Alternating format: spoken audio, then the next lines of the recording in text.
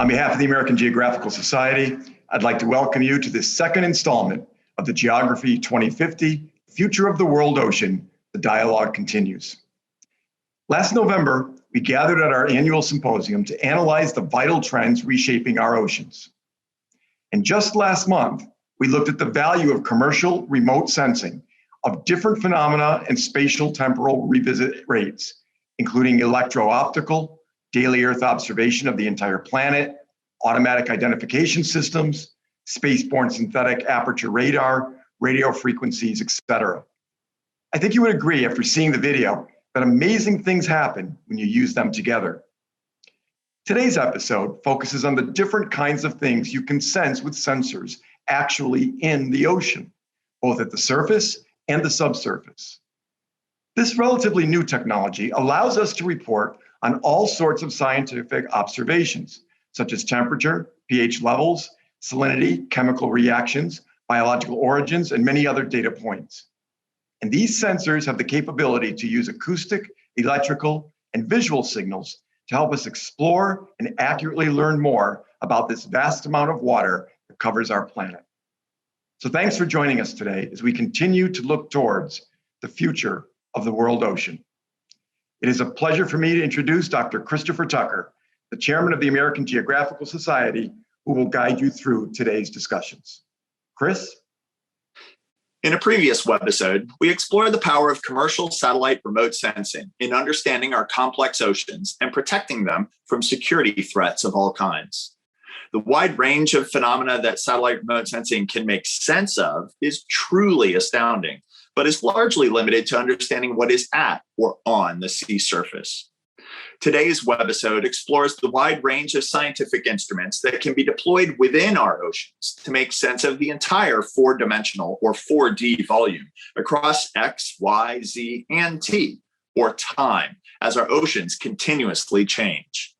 After all, while some 70% of our planet's surface is ocean, our oceans comprise 99% of the habitable space on our planet.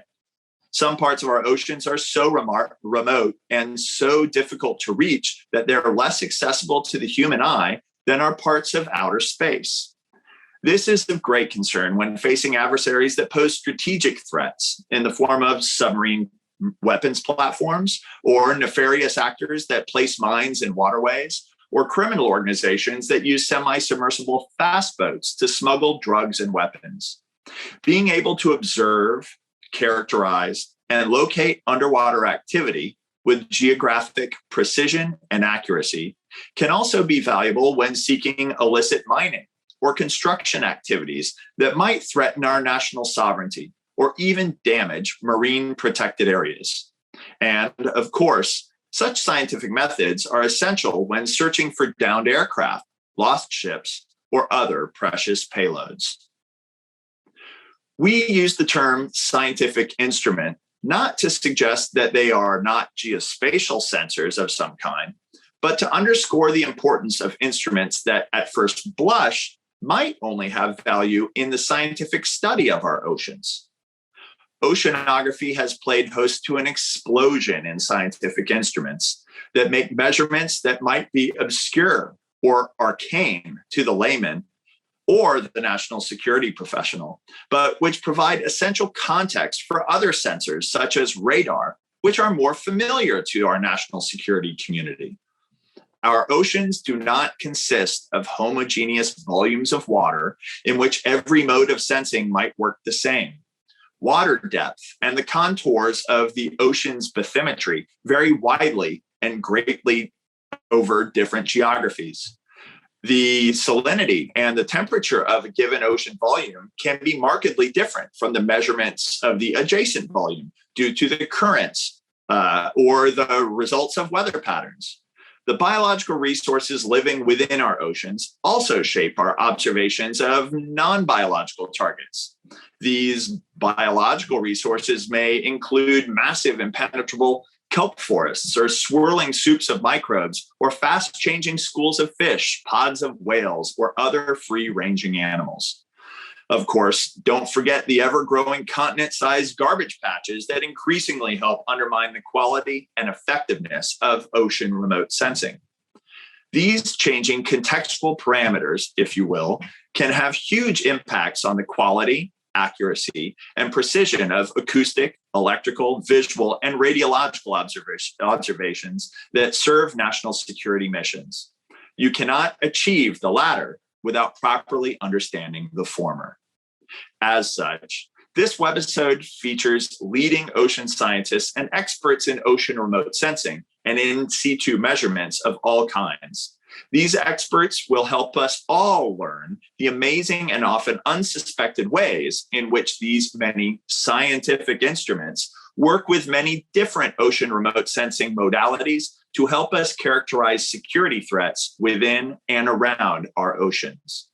Only by making sense of the complex and ever-changing four-dimensional volume that is our oceans can we hope to secure them from being a global platform for our adversaries.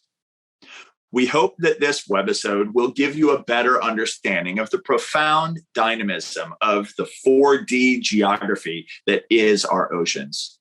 Oceanography was, after all, first called the physical geography of the ocean by people who understood themselves to be sailors, navigators, and geographers of the sea. Now, of course, we understand that it is the physical geography of our oceans is wildly dynamic, with its chemistry and composition ever-changing due to currents and tides, complex biological and biogeographical processes, weather systems, interannual climate change, and other incalculably large human pressures on this natural system. It is this complex system that our ocean scientists help us understand for many reasons, including to aid our national security enterprise. The first expert we will hear from is Dr. Christopher Verlinden, Chief Technology Officer at Applied Ocean Sciences, who will help us understand how acoustic sensors help us characterize the bathymetry or map the contours of the ocean floor, and in turn provide detailed physical model of the ocean floor that helps us detect other complex phenomena with the same kinds of acoustic sensors. Hi, my name is Christopher Linden. Thank you very much for the introduction, Chris. Today I'm going to be talking a little bit about ocean sensing, particularly acoustics as a modality. For starters, ocean sensing is hard. Ocean sensing is hard because the ocean is fundamentally four-dimensional. There are values of every property at every X, Y, and Z coordinate, and with time. The ocean is also opaque to many of our traditional sensing modalities. Some of the optical and RF bands we use to sense the open air environment, such as radar and LiDAR, don't propagate well underwater, which leads to the ocean being sparsely sampled. And so we need to develop ways to deal with all of that. Today, we're going to be hearing from experts in various sensing modalities, from acoustics to optics, sensing methods from remote sensing from space and elsewhere, as well as in situ platforms, floats, robots, UUVs, AUVs, ASVs. And we'll also be hearing about different applications ranging from climate science to marine biology and ecology and defense. Finally, what you do with the data matters. Once you collect data, be it acoustic, optical, biogeochemical, physical properties, locations of ships, of whales, of submarines, proper data stewardship is critically important. That ranges from database management to the manner in which you objectively map these properties and the synthesis of these variables and how you assimilate them into models. So we'll be touching on that as well. The first topic appropriately is ocean acoustics, as perhaps the most traditional and sort of representative ocean sensing modality. It illustrates the interconnectivity of all of these various properties we talked about. It has applications in defense and biology and physical oceanography. You can do it remotely, like sensing with tomography. You can do it in situ on moving platforms. And the manner in which you manage and assimilate the data really matters a lot. So ocean acoustics can be thought of as kind of an illustrative exemplar of ocean sensing. So first, just by way of introduction, we'll talk a little bit about what ocean acoustics is. So ocean acoustics is the study of how sound propagates through seawater. That's two general scenarios. Either we know the characteristics of the ocean and we're trying to find an object like this little submarine here, or we know source and receiver positions, like in a scientific study for tomography, for instance, and we use the propagation of the sound to measure the ocean in between source and receiver. Ocean acoustic techniques are typically separated into active, where you produce sound and use the way it's altered by the environment for some form of sensing, or passive, where you listen for sound energy already in the environment and use that to either, find a ship or a submarine, as in this example here, or even various methods of remote sensing. There's a hybrid technique that I specialize in, which is source of opportunity ocean sensing, where you use noise from something that you know a little bit about, like noise from ships or whales, to do various types of remote sensing. Fundamentally, the reason that ocean acoustics is so important relies on what acoustics is. Sound is a pressure wave, which means if you push on a bunch of water molecules, they will push on the water molecules next to them, and that disturbance will propagate out in all directions as a pressure wave. That pressure wave propagates very quickly and very long distances underwater, unlike many bands of visual light or of radio frequencies, which propagate, sometimes only a few centimeters. For this reason, and so this is just sort of an example of that pressure wave moving. And so it's important to note that the molecules themselves aren't moving, along the full disturbance. It's just they're pushing on the molecules next to them. And so it's a form of a longitudinal wave. And so for those reasons, acoustics is how we tend to see the ocean. What I mean by that is if we can't, with our eyes and air, we look for backscattered electromagnetic radiation in the visual band, 400 to 700 nanometers or so. And we use that backscattered electromagnetic radiation to gather information about our environment. In the ocean, we can use sound in much the same way. There's an image here of somebody doing multi-beam sonar surveys to map the bottom, a destroyer with a towed acoustic array to find a submarine, or this final example, my favorite, which is illustrating an acoustic tomography problem used to measure the properties of the ocean itself. I'll start with that application just as for example. You might be familiar with CT scans or CAT scans, computer-aided axial tomography. They put RF energy in rays through your body, and they use the different attenuation of bone versus brain versus fat versus blood in order to map out where those different tissues are in your body. Similarly, ocean acoustic tomography uses the travel time of sound along different known ray paths, as we call them, in order to measure properties of the ocean, which impact sound speed. Like the tissue, type of tissue affects attenuation of X-rays. The type of water affects the speed of sound. So you can measure the temperature and salinity. And recent research says maybe even the pH of the ocean using travel time or attenuation of sound in seawater. A more common example is underwater mapping. We use either bottom profilers, sub-bottom profiles, which can detect the layers of the bottom, or multi-beam sonars in order to measure the shape of the bottom of the ocean, much like we use LiDAR or synthetic aperture radar to construct 3D models of the open air environment. And finally, again, one of my favorites is sonar, both passive, where we listen for the sound made by something we're trying to find, be it a submarine or a whale, or active, where we put out a pulse of sound and listen for what comes back. Let's talk a little bit about that sonar application because it is so important. This is a plot at a single snapshot in time, I believe April 15th, 2020, of every single vessel in the world. And the noise it produces, as well as the noise from wind. This is a model. These aren't based on measurements. We don't have hydrophones everywhere in the world. But what this fundamentally shows you is that the ocean is a noisy place, and that matters. If you're trying to detect a whale or a submarine, you need to make sure you can hear it louder than the ambient noise around you. So understanding this ambient noise, or soundscape as we like to call it, is very important. This shows the noise produced from a single ship. Let's pretend this is a fishing vessel that we might want to localize because it could be fishing illegally in some particular location. We need to place hydrophones in locations that can basically detect the red areas, the areas where that vessel is loud enough to detect. And so that's the problem we're going to use as our example. The example we'll use is a whale in this case on the Atlantic Deepwater Ecosystem Observatory network of hydrophones. So the first step is for us to gather our ocean variables. And this is where we're going to hear from physical oceanographers and all the various methods for doing this. Satellite remote sensing of the surface, and then in situ sensors, which give us the layers of temperature at all the various depths. And then once we have the temperature at every single voxel, 3D pixel, and every single time, we can use it to compute dependent variables like this, which is sound speed.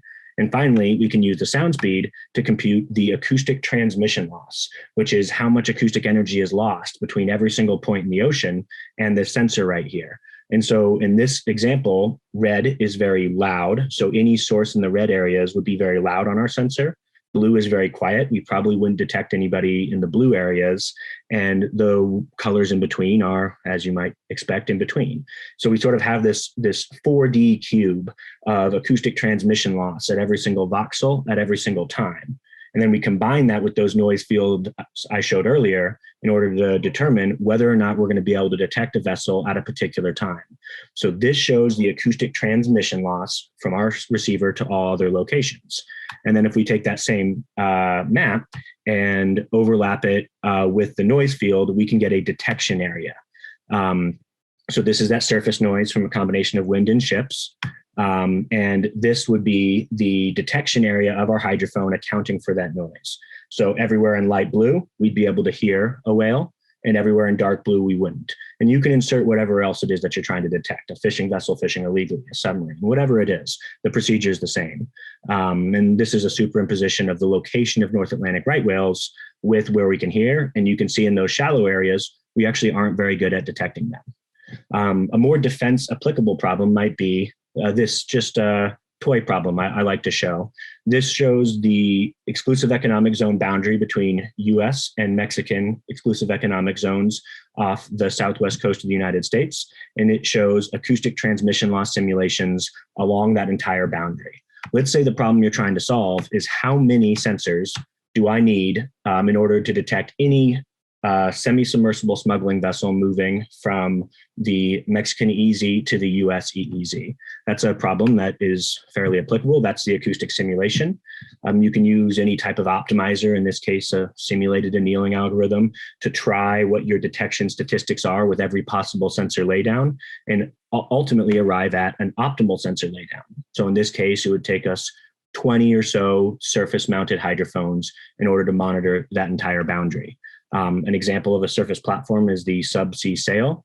We did some tests to determine how well we could detect things like semi-submersibles, go-fast surface vessels, and marine mammals using a custom-made acoustic array on the platform. We modeled what the results would look like and did some field experiments in order to validate those simulations. And obviously, the more sensors you have, the better you can localize a contact. This shows 3 subsea sail platforms working in contact, and they can localize to a high degree of precision the location of a source, such as a whale, such as a semi-submersible, with a very high degree of repeatability and predictability. And again, like I said, you need to know the noise everywhere in order to do that. And that's, I think, about all the time I have. This is the team from my little company, Applied Ocean Sciences, that went out and did those field experiments with the subsea sail. What I really want to end with is just, again, ocean sensing is hard because the ocean is 4D and it's opaque. There's a lot of sensing modalities, platforms, remote sensing versus in situ sensing, and data management techniques that go into making ocean sensing useful for everyday problems. Thank you very much for your time. Now that we have a sense of how we get a detailed physical bathymetric model of our ocean floor, we will hear from Mr. Sean Newsom, principal at Shorebreak Tech, LLC, to discuss the different kinds of in situ platforms on which we can place various kinds of ocean sensors, whether platforms that are anchored to fixed spots in the ocean or autonomous platforms continuously moving through this vast and ever-changing 4-dimensional volume. Hi, I'm Sean Newsom. I'm the founder and CEO of Shorebreak Tech based here in San Diego. And I've been asked by the American Geographical Society to discuss the robotic platforms, unmanned systems that are used for ocean sensing. I'm going to focus on the platforms and not the sensors that would be used for ocean sensing. However, there's a lot of sensors that are needed just for the platforms to function. We're going to go through different classes of platforms as I see them, but some or most of them are going to have some or all of these different types of sensors on them so that they can function. They can get to the location that the operator designed. Included in those would be an inertial measurement unit or an IMU, and it basically just senses the motion of the vehicle and makes calculations and determines where the vehicle is from where it started. You can increase the accuracy of that by adding a Doppler velocity log, or DVL. A DVL measures the motion of water or the motion through water or over ground. So it's just another data point that can be fused into the accuracy of the location of the vehicle. There's other sensors like echo sounders. Echo sounders measure height off the bottom, so they can use to set an auto height, for ensuring you don't strike the bottom. Say you're heading down and want to return, or you want to keep a constant height for constant sonar data from your other sensors. One I didn't list here, I want to mention, is an ultra-short baseline tracking system. Basically, a separate unit hanging off a boat or a dock would interrogate the ROV. The ROV has a sensor or responder that responds, and as a result, you get a location, say lat, longitude, and that's coupled with the depth of the vehicle. So you have a specific point in space where the unmanned system might be. Then we have depth sensors, so we can set an auto depth or understand the depth we're at. We have magnetic heading sensors to understand the direction the vehicle is pointing or heading. That can be problematic around heavy metal critical infrastructure, such as ships or oil rigs. And then last but not least, and probably most important for most of us, is video. Video is a very great tool that we're all familiar with, eyesight, of understanding where we are in the environment around us. So now I'm going to go through the different types of vehicles as I see them. You may see or think I missed one or a different type of class of vehicle, and it could be argued. I'm only bringing up one or two of each different type of vehicle. Quite frankly, these are companies I either work with, companies I have worked with, or companies that my colleagues work for. So I encourage you, when we go through each one of these, to take, for example, remotely operated vehicles and go look at as many of them as you can. Now, a remotely operated vehicle is a tethered vehicle. The reason is there's no real way to get appreciable volumes of data through water, such as video or sonar. The advantage of a tethered vehicle is it's giving you real-time data. It's coming straight up the tether, right to the operator. And the human brain can then process that data and make instant decisions. They can then take actions like, say, we want to neutralize a mine, or we want to recover a victim with the manipulator that you can see in that video there.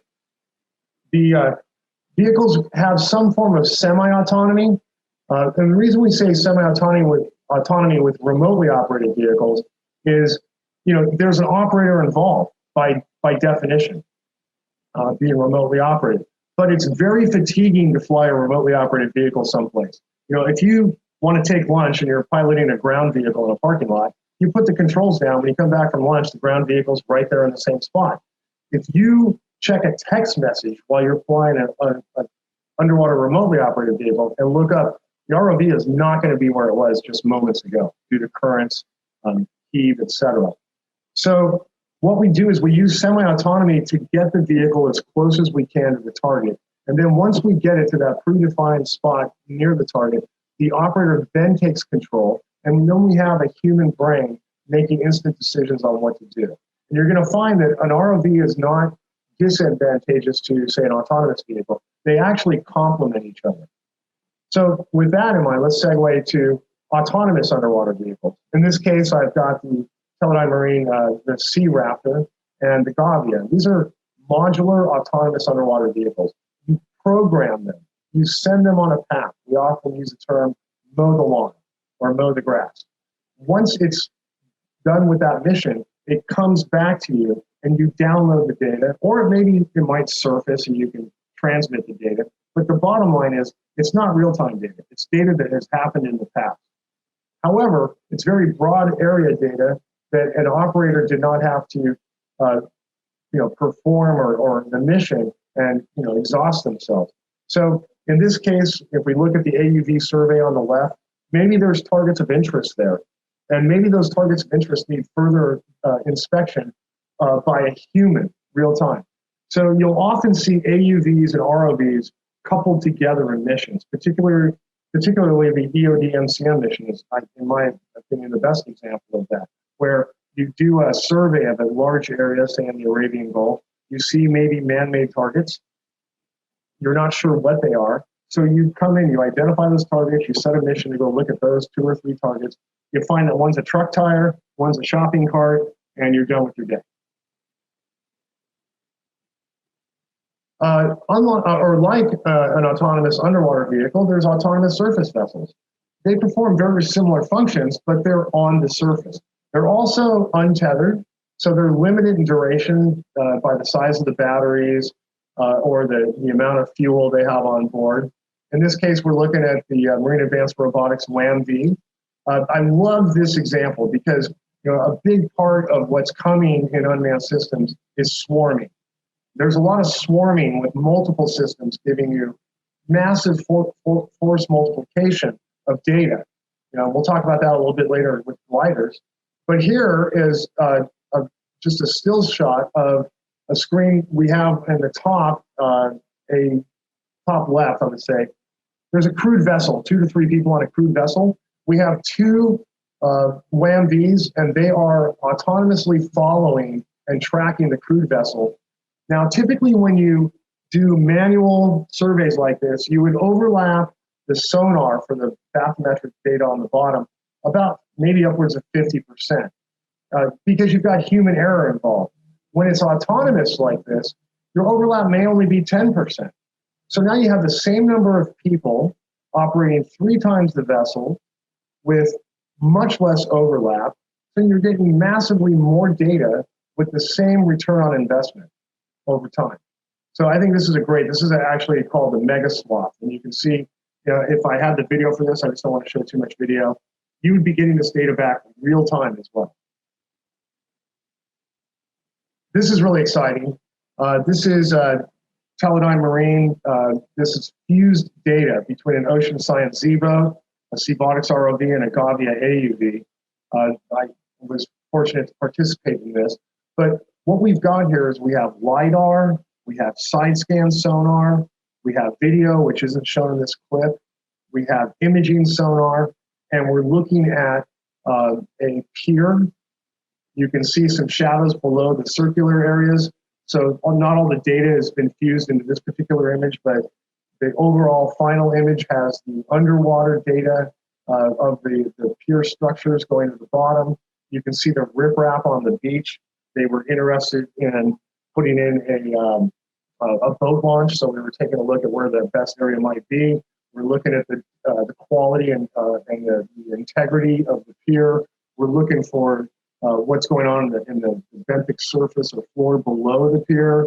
We actually found a couple small boats that were sunken underneath there. And you're seeing a still image, but we can fly into this like a movie, and we can look at things on the centimeter level. So this is a really cool application where we're using what I like to say, all expeditionary systems. These are all 1 to 2 man portable systems. And you can see the number of operators standing there for all 3 of these systems.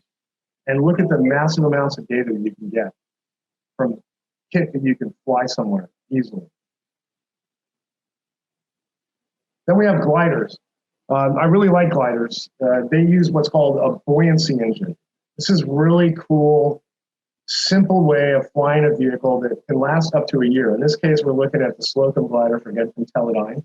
And I like to call these very complicated paper airplanes. The way this thing works is you can electromechanically slide the batteries back and forth inside the body. That changes the pitch of the vehicle, so it's either nose down or nose up. Then you have a bladder, so you can make it negatively buoyant or positively buoyant. So let's say we want to go to the bottom. We make it negatively buoyant, move the batteries forward, pitch it down, and now we're gliding like a paper airplane all the way down.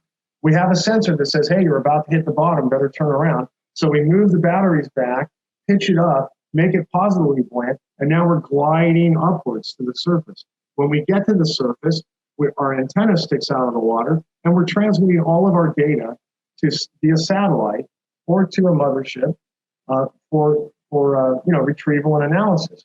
What's beautiful about this is they swarm these, maybe 30, 40 or more at a time over broad areas. And because they use such little energy, and quite frankly, they're mostly collecting very simple data, currents, temperatures, turbidities, all of this kind of stuff could be very important in anti-submarine warfare, for example.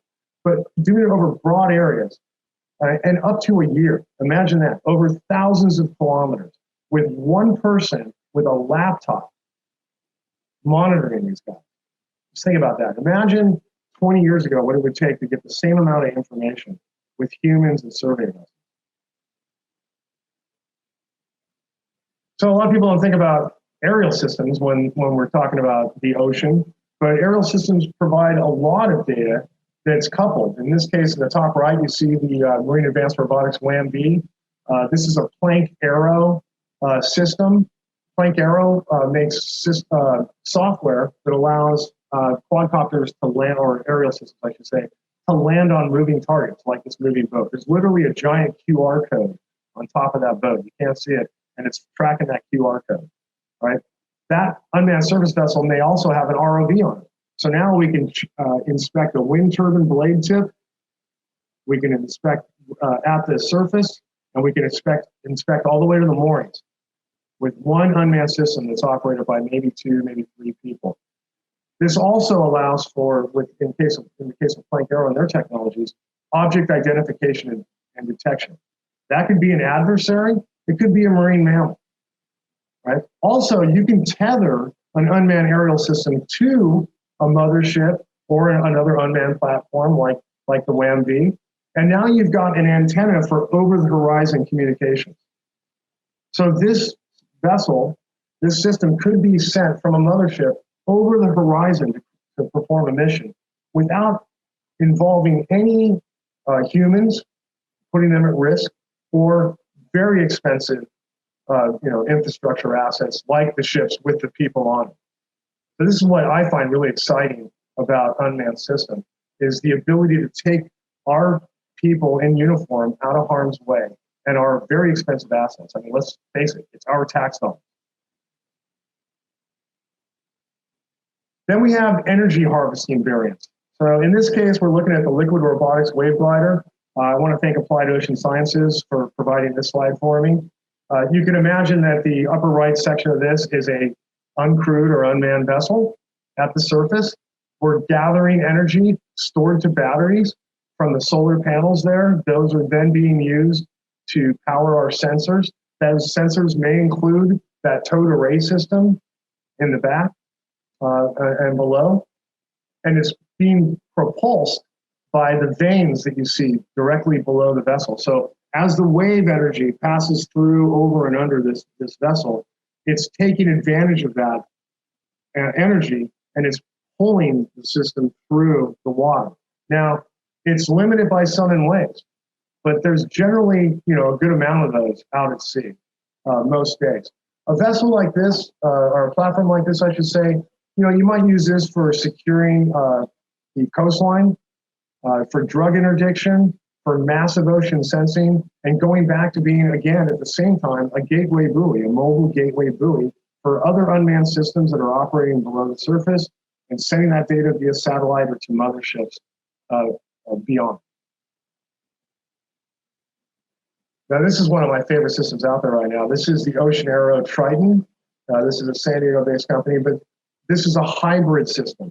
So hybrid in that it's a wing-sailed vessel. So it's essentially a high-tech sail boat. But when you want, you fold the sail down, and it becomes an autonomous underwater vehicle. There's all kinds of really cool applications here. One, again, we're limited by wind and wave energy. And I should also state for this slide and before, biofouling can be an issue, and maintenance can be an issue for these systems as well. So there is some limitation in duration. But these are very long duration persistent systems. So you can imagine some defense applications here. You can imagine some scientific research applications here. You can imagine some climate change study applications here. The beauty of this ability to get below the surface, it isn't just for stealth, it's also to get away from bad weather, to help this system survive over a long duration. So you can also think of hybrid systems as a quadcopter that becomes a remotely operated vehicle by hitting the water and diving down and, say, looking at a target. There's all different iterations of hybrid systems. So I don't want to wear us all out with 50 different photographs of different systems. I just want you to think about a hybrid system and then go out and explore. Look and see what other hybrid systems you can find. So with that, I want to thank everybody that was kind enough to let me butcher their images and talk to you about their technologies. And that includes Applied Ocean Sciences, Deep Trekker, Marine Advanced Robotics, Ocean Aero, Planck Aero, and Teledyne Marine. And with that, I'll say thank you again to the American Geographical Society and my good friend Christopher Linden for setting the panel up and allowing me to do this with you. Thank you. Even with sensors within the ocean, it is important to continuously take densely packed scientific measurements of our ocean's surface across the entire globe using satellites in space. For this, we have Mr. William Cromartie of the satellite company Spire Global Inc. to discuss where satellite observations fit into this larger observational picture. Hi, everyone. This is Will Cromartie from Spire Global. Today, I'm going to be talking a little bit about remote sensing and what you can do in a maritime context there. So I'll start off with a brief overview of Spire. I'll talk about AIS, and then we'll go into some advanced applications. So to start off, just a little bit about Spire here.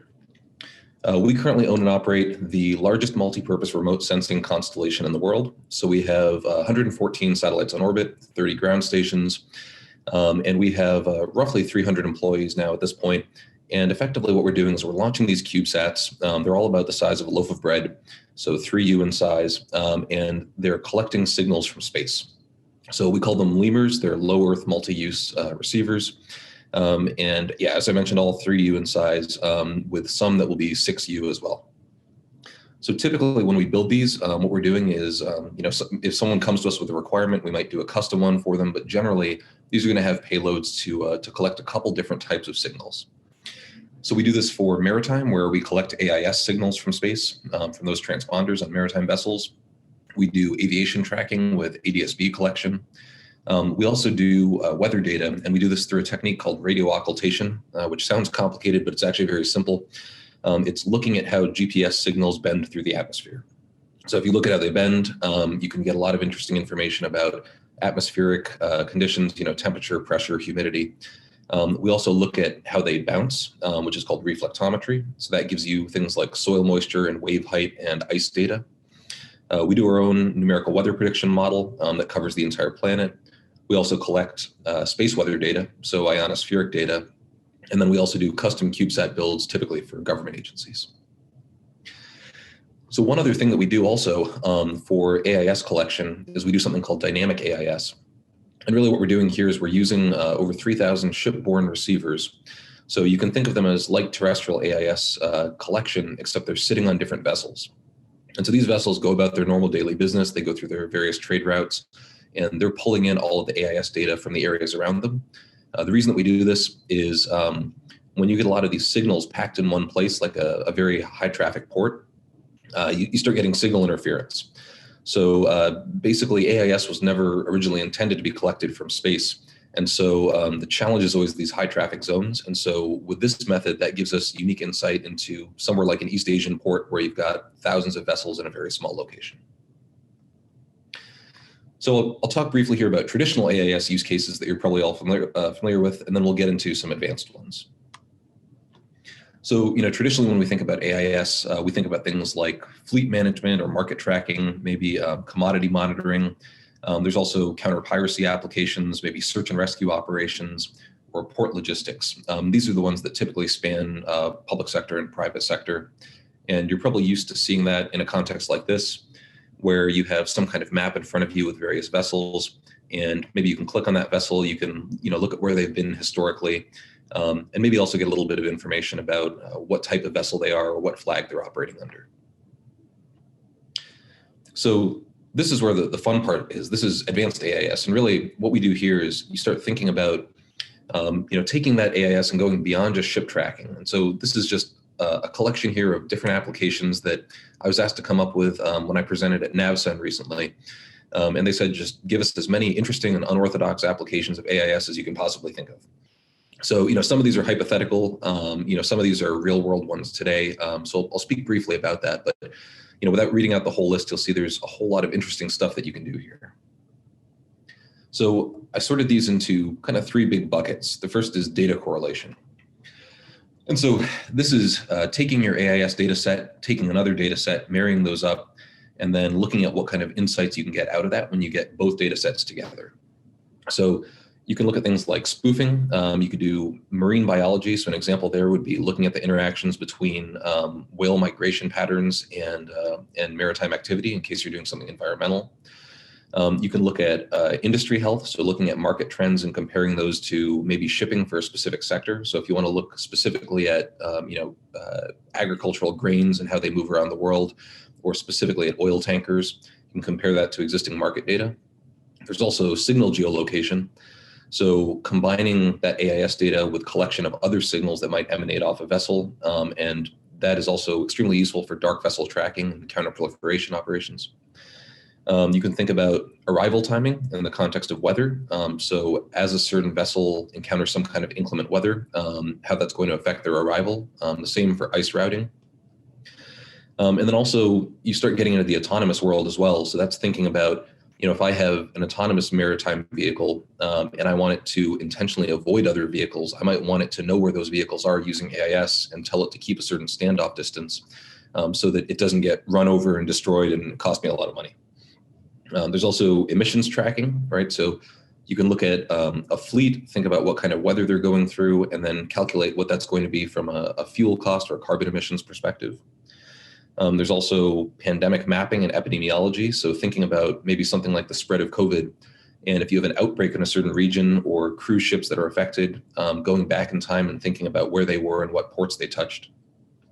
And the final two I'll touch on here are EPIRB detection, so picking up on emergency signals for search and rescue and then correlating that with AIS data. And then crash analysis and lost cargo. So, these are a lot of use cases, and I realize this is kind of rapid fire here today, but I want to make sure that all of these are in the back of your mind. So at the very least, if you encounter a mission where one of these is applicable, then you remember that this is one application.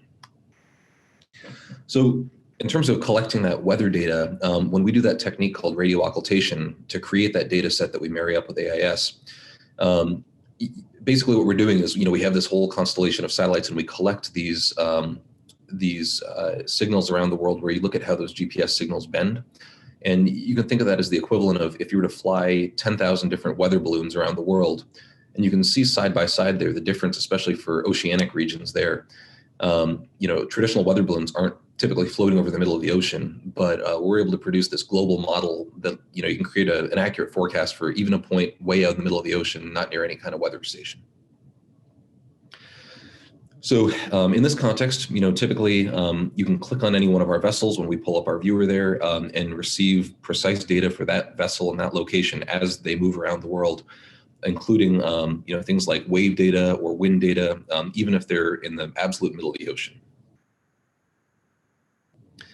Another example here would be using the space-based data to analyze lost cargo. So this is something that we did in the past when we studied the APL England incident. And so in this case, a search party was sent out to look for the lost cargo because there was a safety risk. They didn't want another vessel to hit it and sink. And cargo began to wash up at beaches in one location. But ultimately, we did our own analysis and found that while a little bit of that cargo was going to wash up, most of it was going to be swept out in the sea in the eastern direction through the East Australian Current. And we knew that specifically because we had that wind data and weather data, current data, right? And all of that was being collected from space. And so giving us a model of what's happening in locations that are away from those weather stations. Another use case, and this is my favorite, so this is my background, is dark vessel topics. So taking something like synthetic aperture radar data, combining that with your AIS, and continuing to track a vessel after they do something like turn off their AIS, which is usually a good indicator they're about to do something that they shouldn't. And so that SAR data ends up being incredibly useful to continue tracking that vessel and also to ideally get an image of them doing something that they shouldn't be doing and catch them red-handed. So one application as well there is illegal fishing. So if you pull up any kind of AIS map that's near South America or the Galapagos or Argentina, you'll typically find a whole lot of Chinese vessels, and often they like to violate exclusive economic zones and start fishing where they're not allowed to. And so we've done work in the past with entities like Global Fishing Watch to look at which AIS vessels are hovering right on that line of an EEZ, and then which ones may be turning off their AIS and fishing where they're not allowed to. And so this is just kind of one example of what this would look like. This is some past work that we did with Ursa. So you can see that you've got these vessels of interest that may be transmitting AIS, but then when you start looking at SAR data, you'll find another vessel there that's a dark vessel. And really the reason that you're doing this is so that you can see them meeting up. So in a lot of cases, they may be doing some kind of transshipment here or sanctions violation, illegal fishing, or transferring some kind of cargo back and forth. And so ultimately, the reason that you want to start incorporating multiple data sources here from space is so that you can basically catch them red-handed. A lot of countries have kind of a name and shame campaign where they'll post photos or post images of vessels doing illegal things in order to call them out on those actions. And so this is a valuable way that you can combine those data sets to do exactly that from space. So the second big bucket that I have here is data transmission, and I'll only touch on this one very briefly, but there are kind of a couple applications here, right? You can do remote sensor emplacements that then go back to a satellite constellation. So something like a long duration battery placed with a sensor on a buoy that then uses that satellite constellation to backhaul that data. There are also virtual beacons like EATONs, and then there's data transmission through something like VDES. So just a sentence or two here on virtual ATONs. Your traditional ATONs or notices to mariners, right? You're usually thinking about some kind of physical item there that might be transmitting. But you can also create a virtual one that doesn't actually exist, and it's just a point that appears on that map using the AIS system to maybe warn of something like an iceberg or an oil slick or floating cargo in the water, or just anything that you want to make sure people stay away from, right? It could even be ongoing law enforcement activity in that region.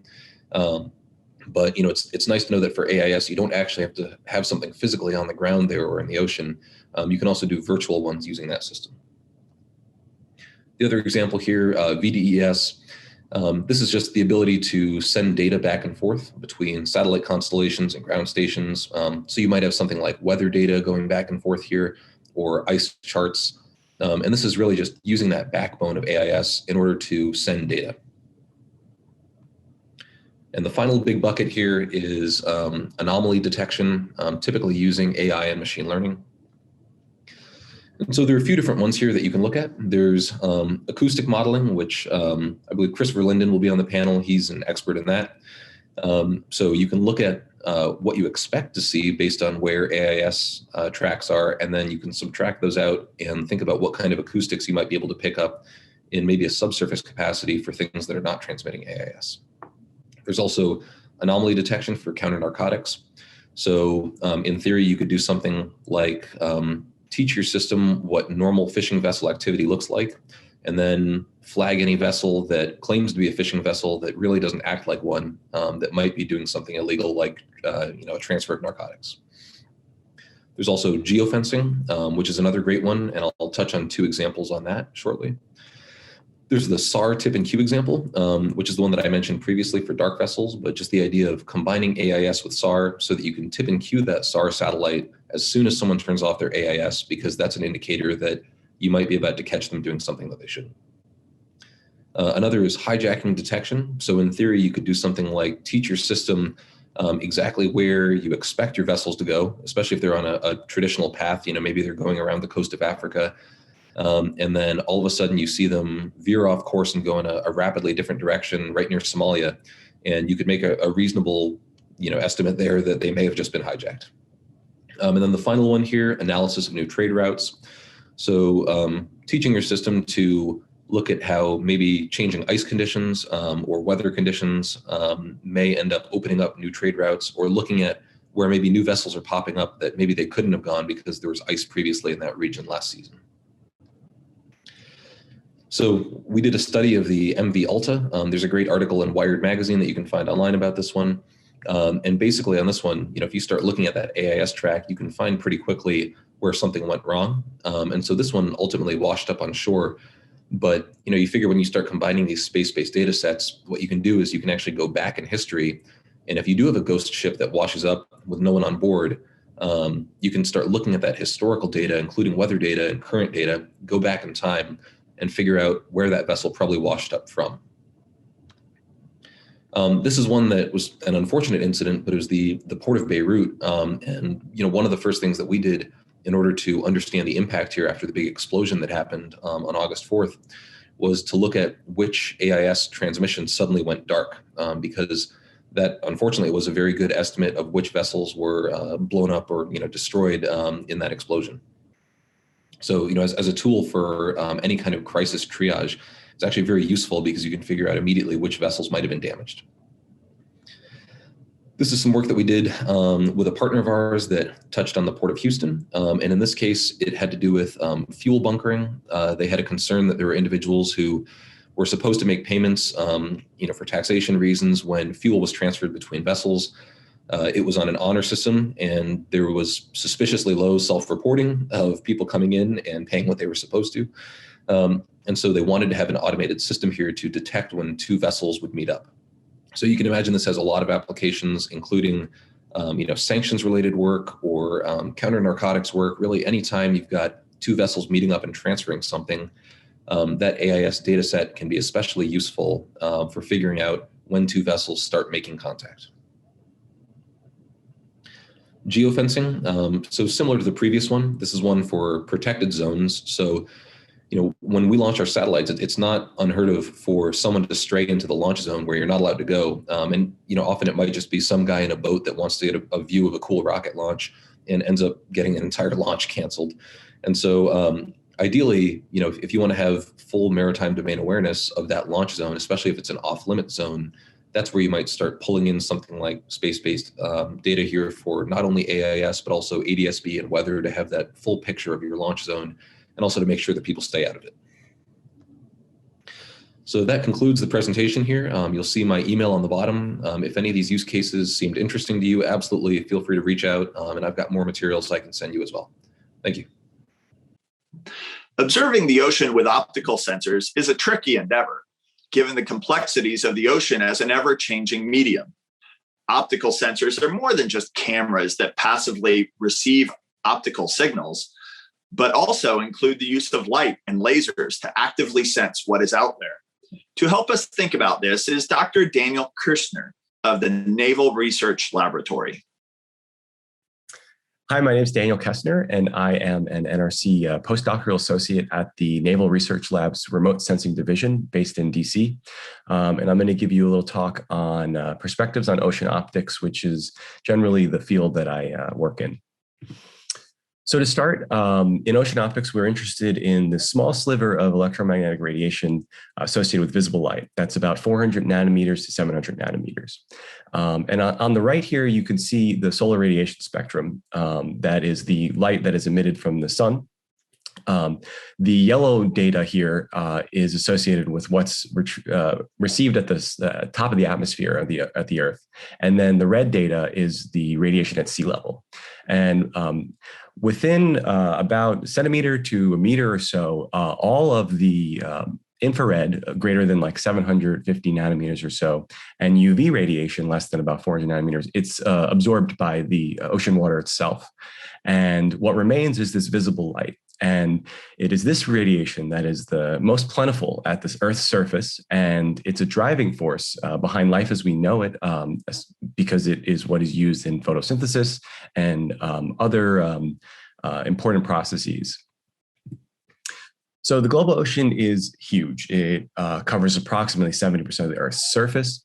It has depths from 4 kilometers to 10 kilometers. It is huge. And approximately half of the Earth's oxygen is actually produced by photosynthesizing plankton that are existing in the upper 100 meters or so of the ocean.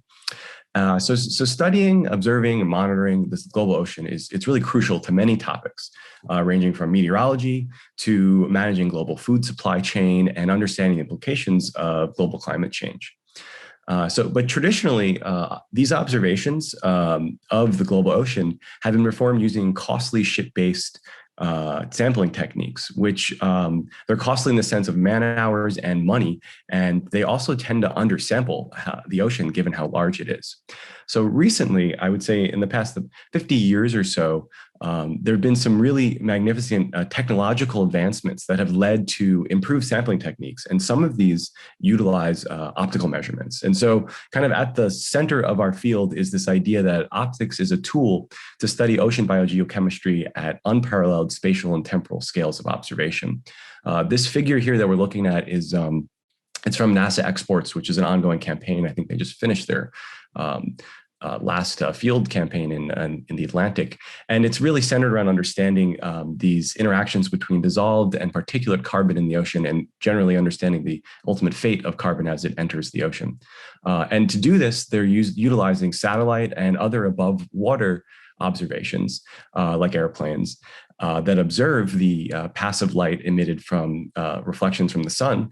And also underwater observations from floats and gliders and other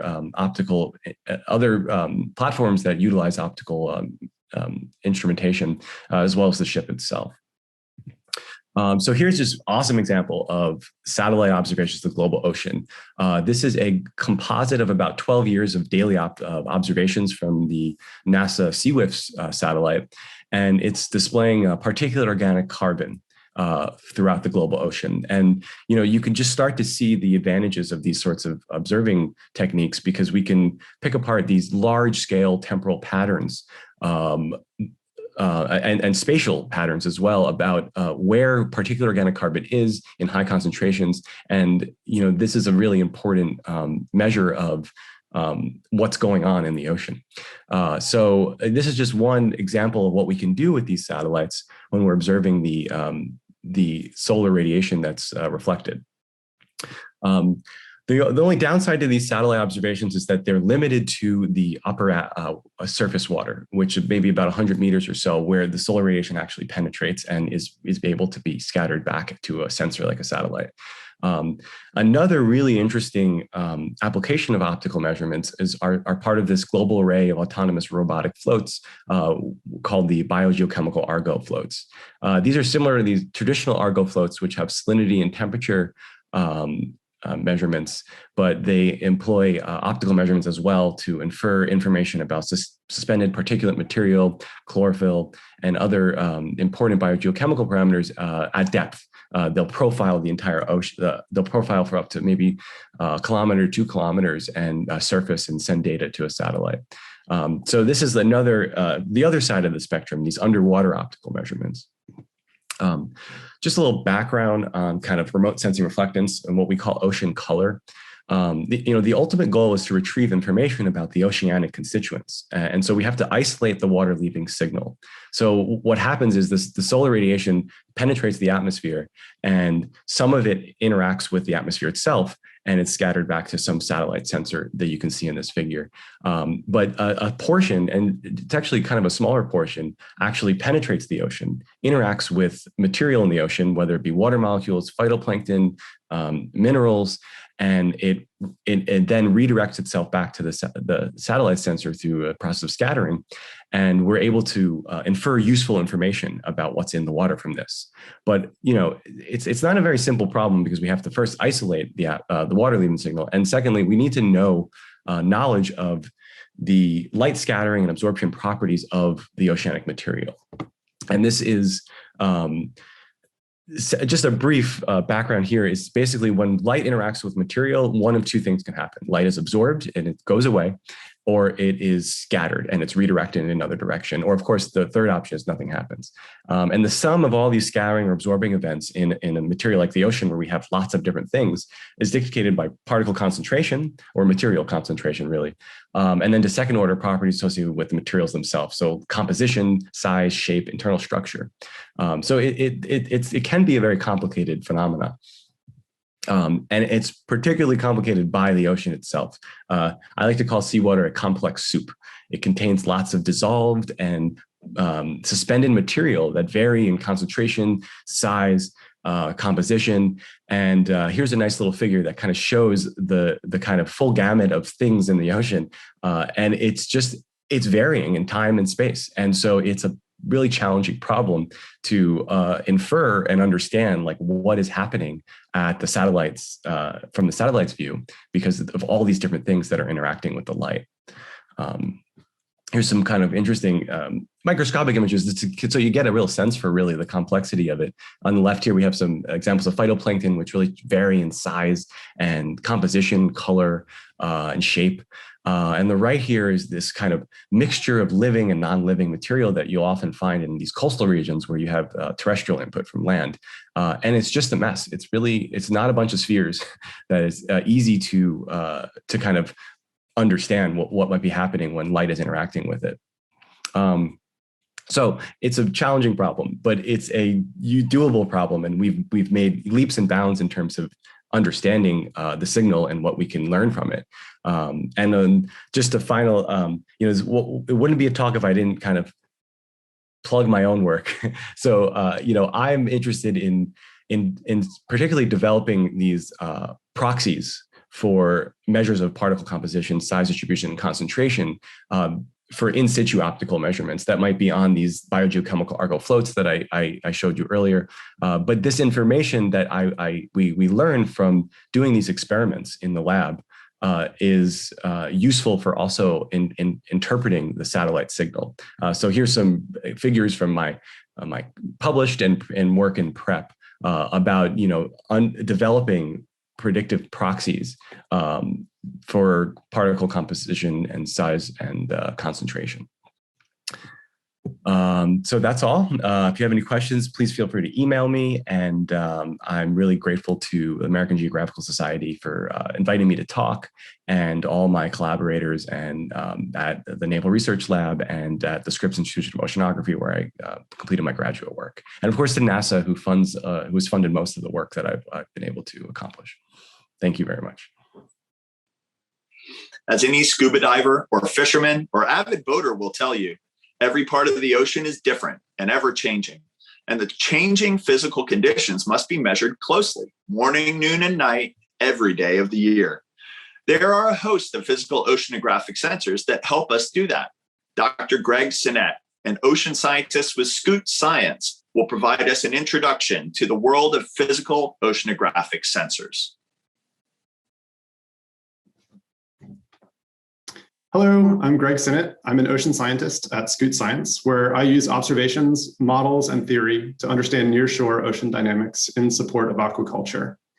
I and other nearshore oceanographers ask questions like, what will the ocean conditions be several days from now? Or why was there a huge phytoplankton bloom in one spot, but not in another?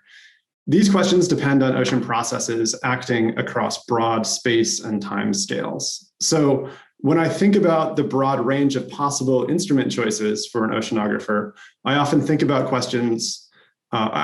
questions these instruments will be deployed to address in the context of the scale they're most capable of resolving. So for example, in this case, I'm using a rapidly sampling thermistor to make temperature observations at a single location. Similar fine temporal and spatial scale resolution can be achieved by an acoustic Doppler velocimeter, which records water velocity at a point of interest, for example, here just above the grass-covered bottom. And on the right, we're about to deploy a micro CTD and a shear probe to make fine-scale observations of density and turbulent dissipation along a vertical water column profile. But often ocean dynamics involve larger scales. So to resolve, say, internal wave transformation across several kilometers, I'm using a distributed temperature sensing system, or DTS system here, to pulse laser light along a fiber optic cable. The backscattered light contains information about temperature at time and space scales of seconds and meters along the entire 5-kilometer length cable. But many other platforms help make observations at larger scales, and these can include gliders, which give broad horizontal resolution, and wire walkers that can profile a mooring, making continuous observations between the bottom and the surface. Large instrument arrays, such as the Argo Float program, link many individual observations to cover a much larger area. In this picture, each dot represents a single profiling float making continuous ocean observations. And I'd also like to mention remote ocean observation, because remote sensing can achieve multiple scales as well. So for example, here I'm working on a radiometer that observed only a small area above the surf zone. But the same kind of technology can be applied to multiple scales, from global ocean observing satellites to coastal and airplane mounted LiDAR and hyperspectral tools. So after listening to this discussion, I hope you'll come away with a better sense of how to address complex and broad ocean questions using a variety of sensors and scientific approaches working in concert together. Thanks for watching. In many ways, the oceans are just a giant biochemical swirl that plays host to all manner of biological life, from microscopic life to some of the largest animals and forests on the planet, which can only be understood with a global matrix of biogeochemical sensors.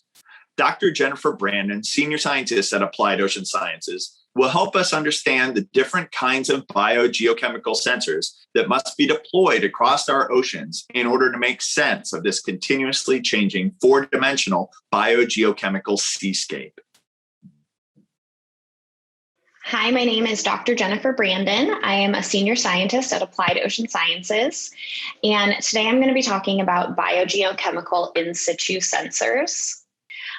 These have really evolved over the last 70 years. In the 1950s, we started with CTDs.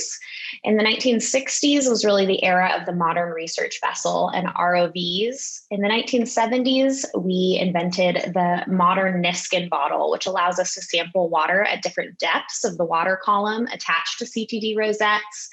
In the 1980s, was really the era of the modern satellite, where we can sample things like chlorophyll and sea surface temperature from space, as well as the acoustic Doppler current profiler.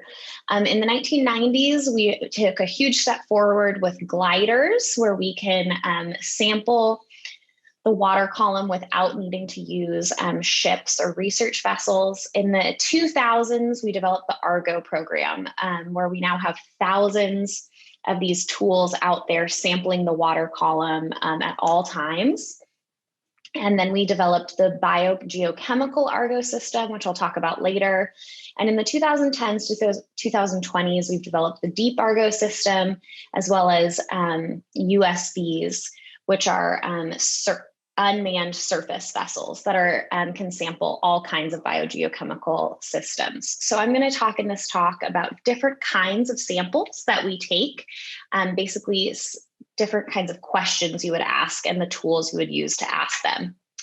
So if you are looking at pH or dissolved oxygen, if you're interested in chemistry and ocean acidification, the kind of tools you would look at are things like the CFOX that was invented at Scripps Institution of Oceanography and is now manufactured by Seabird. This tool will measure pH, conductivity, temperature, and pressure or depth, as well as dissolved oxygen. So this can tell you a lot about ocean warming and ocean acidification. There's also other pH sensors and dissolved oxygen sensors out there. Dissolved oxygen sensors come in two forms, either a luminescence quenching optode or a Clark type electrode. If you want to measure nutrients, the main nutrients we measure in the ocean are nitrate, nitrite, ammonium, phosphate, silicate, and iron. This top picture is a Seabird nitrite sensor, and this bottom right picture is a phosphate sensor. So these are small sensors that you can put on moorings. Here they're deploying it on a dock. They can also be put on things like AUVs or USVs. And then there's also electrochemical sensors or labs on chips that can be that can move through the water column. In these systems, you have to make sure that it's pressure sensitized, and often you do this with an oil bladder so that the microfluidic device can be pressurized in both depth and in seawater. And this can be done for all different kinds of nutrients, as well as fluorescence for chlorophyll. Biogeochemical Argo is a huge subset of the Argo system now that measures these kind of nutrients, as well as oxygen, nitrate, pH, chlorophyll A, suspended particulates, and then downwelling irradiance. And these neon green dots here show you how many of the Argo system worldwide are currently measuring these biogeochemical sensors. If you want to measure particles or POC, which is particulate organic carbon, the systems that are most commonly used are LOPC, which is a laser optical particle counter, or acoustic backscatter sensors or optical backscatter sensors. ABS and OBS work basically the same. This top picture is ABS. This bottom picture is OBS. And what you do is you just ping an acoustic or optical signal down, and then the signal that comes back up will tell you how many particles are there. And so this can tell you sediment, it can tell you turbidity. This bottom picture is what's called a BOBO sensor because it has 2 optical backscatter sensors on it. And this is used to measure turbidity and the amount of sediment in the deep sea. If you want to measure things that are a little bigger, like phytoplankton and microbes, you can do this from space using chlorophyll satellites. You can do this on things like gliders using chlorophyll A fluorometry, or in kind of the last decade or so, we've really made huge advances in looking at things like eDNA. So here is a glider from MBARI where they actually have genetic sensors on it, where they are actually taking eDNA from the water column and taking the DNA signals for phytoplankton and microbes. If you want to look at even larger things like zooplankton, what we used to use often were these kind of bulk measurements for zooplankton. So we would use an LOPC or a laser optical particle counter for the bulk abundance of plankton. This top picture is what's called a moving vessel profiler. It would be towed off the back of a research vessel, and it has a laser optical particle counter in the middle of it. And it would give you this black picture, this black and white satellite picture, where sometimes you can see very clearly what something is. These middle silhouettes are very clearly copepods, or very clearly if you're a zooplankton biologist like myself. But some of these other blobs are hard to tell what they are. And really what you get out of this is just bulk abundance. We also use acoustic backscatter quite often. So this is where you just have acoustic pingers, active acoustics going off the side of a vessel or off a pier, and you can just get the active amount of zooplankton. But you can't tell specific zooplankton species. Now, in the last decade, we've really made advances in the field of zooplankton sensing, and using gliders and pier cameras, we can actually see plankton in situ, and we can get down to actually species level identification. So these top 2 pictures are a ZooGlider camera developed at Scripps Institution of Oceanography, and this bottom picture are diatom chains from the Scripps plankton camera system. If you want to go even larger than zooplankton, looking at things like fish or marine mammals, those sensor systems are often also done with acoustic backscatter, though they can be done with eDNA also. Thank you for listening. An understanding of each of the modalities of ocean sensing discussed earlier by our series of experts is essential if you are to make sense of our ever-changing oceans and the national security threats within them. But it is the complex ways in which these different ocean sensing modalities complement each other and interact with each other that delivers real insights. As such, we're fortunate to have these experts come together in today's panel discussion to tease out these complementarities for our audience. One of our experts, Dr. Christopher Linden, will moderate this panel. Dr. Verlinden is a senior scientist, chief technology officer, and founding partner of Applied Ocean Sciences.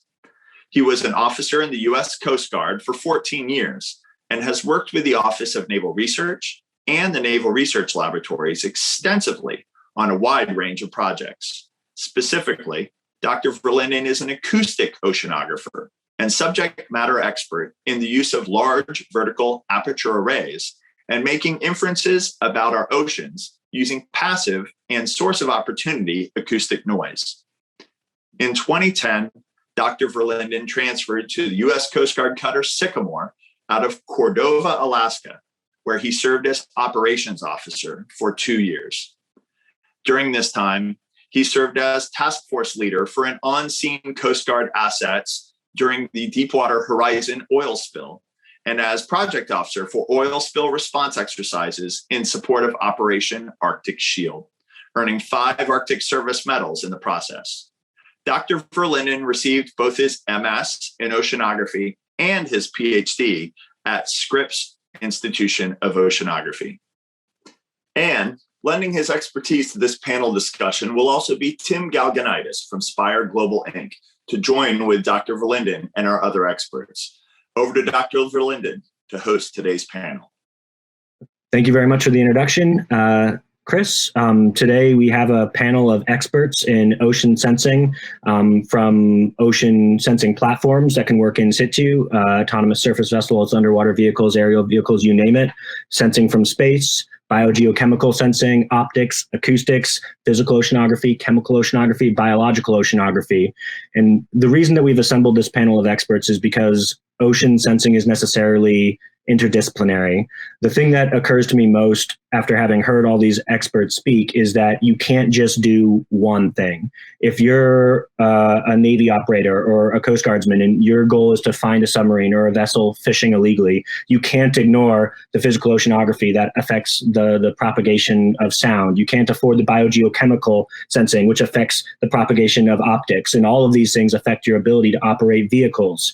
You can't ignore the weather because it affects your ability to use satellites. In order to talk about sensing the ocean, oceanography, or ocean operations, you need to think about all of those things, which is why we've assembled this panel. I'll be reading through a few questions, and then the discussion can go wherever it goes from there. So feel free to chime in anytime, and thank you guys very much all for being here today. The first question that I'd like to chat about is, if you were a sailor or a Coast Guardsman, or if you had a sailor or a Coast Guardsman in front of you right now, what is the obscure science sensor that you would want to educate them on to help them understand the importance of oceanography and geospatial sensing of the ocean to national security missions?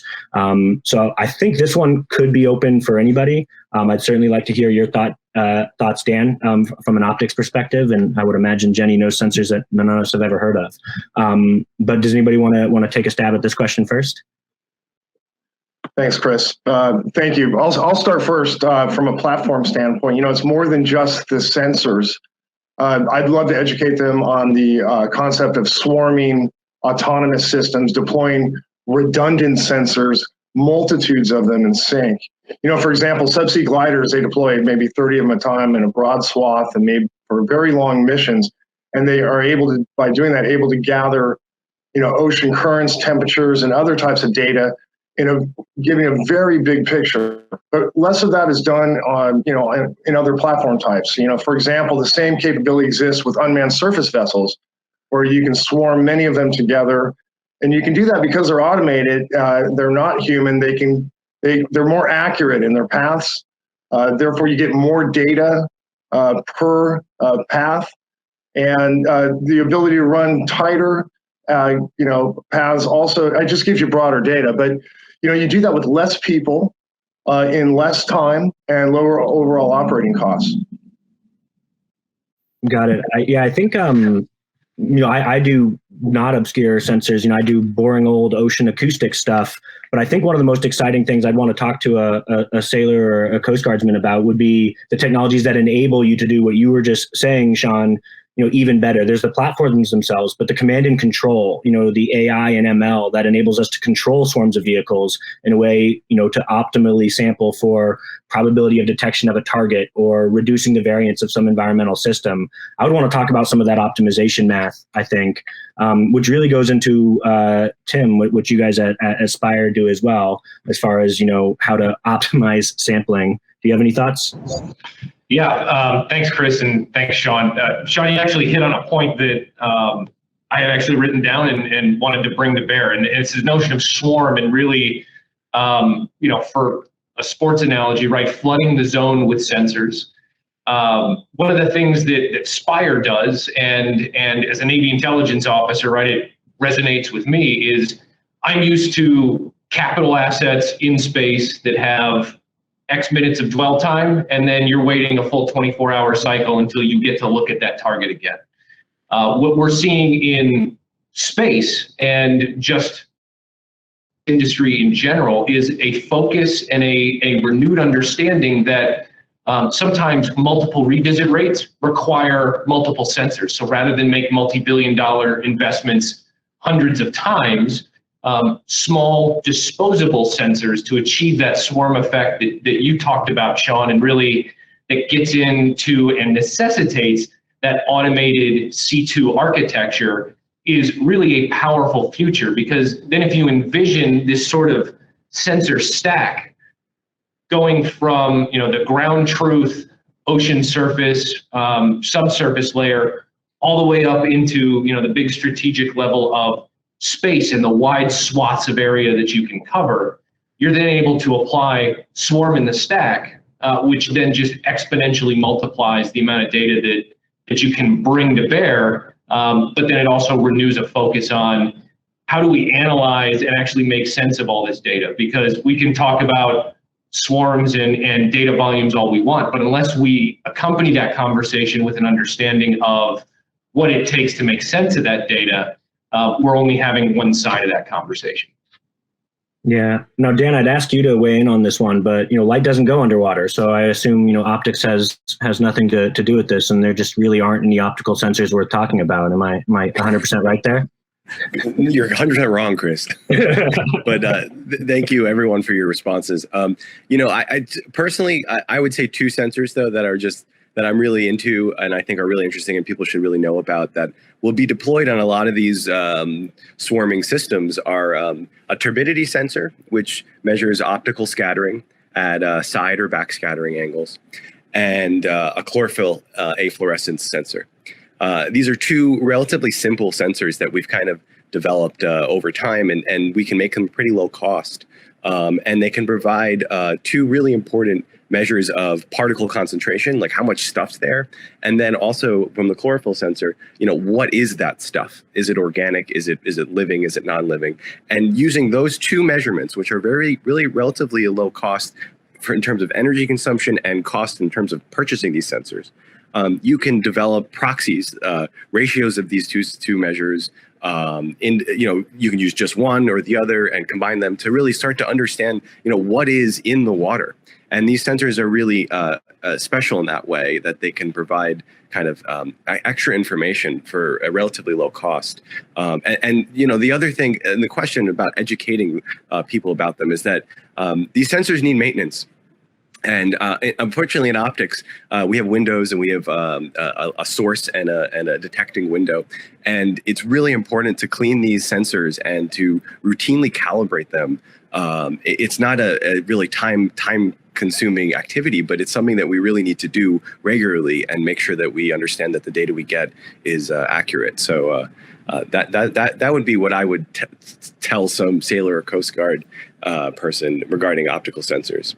Well, and if you're just tuning in now, Dan is a researcher at the Naval Research Laboratories. And so these properties that those optical sensors he mentions are capable of measuring are absolutely tactically relevant. There's a reason the Navy researches them. It has to do with how much you can see into the water, and you can guess, various reasons why you might want to know that. Optical comms underwater, RF comms underwater, all of these things, and even acoustic comms depend on what's in the water. And so being able to make accurate measurements is important. And like you said, properly maintaining, calibrating, your sensors is important. Another thing that I think a lot of folks don't necessarily think of as being tactically or operationally relevant, is, just measuring the water in general. And so, Greg, this is one of the reasons I wanted you to be here. And I'm definitely really grateful that you are, is that acousticians underwater are basically, have to try to become physical oceanographers because of how much the physical properties matter. Can you talk a little bit about the sensors that are relevant to your community that you think a sailor or a Coast Guardsman might want to know about? Sure, thanks, Chris. When I think about the kinds of things that we want to measure, I think about the scales of those processes that we want to resolve. And so we've talked a little bit about swarms and looking at the problem from using a lot of different sensors to tackle that problem, and that's getting at the scale issue. One sensor that I've been involved in recently that I really like is distributed temperature sensing, or DTS. And that's a fiber optic cable that can be kilometers long, sometimes 5 kilometers, 10 kilometers. and you pulse laser light along that fiber optic cable, the reflection of the laser light can give you information about the temperature along the cable. And the thing that I really like about it is that it resolves temperature at time and space scales of seconds to meters along the entire 5-kilometer cable for as long as you want to measure. So you can resolve small, fast processes over great distances and long time, which is a real advantage when you're looking at physical oceanography processes that work across broad scales. Got it. And I don't think marine biologists use sensors, Jenny. So so I'm messing with you, but I bet I don't know almost any of the sensors you use on a day-to-day basis. So what's one that you wish we did know a little something about? Yeah, well, I mean, I don't think people think about marine biology having national security concerns, but we use sensors all the time to monitor for dissolved oxygen and harmful algal blooms. And even though you might not think of those as national security concerns, they're certainly concerns that can affect entire fisheries industries and close beaches for months at a time.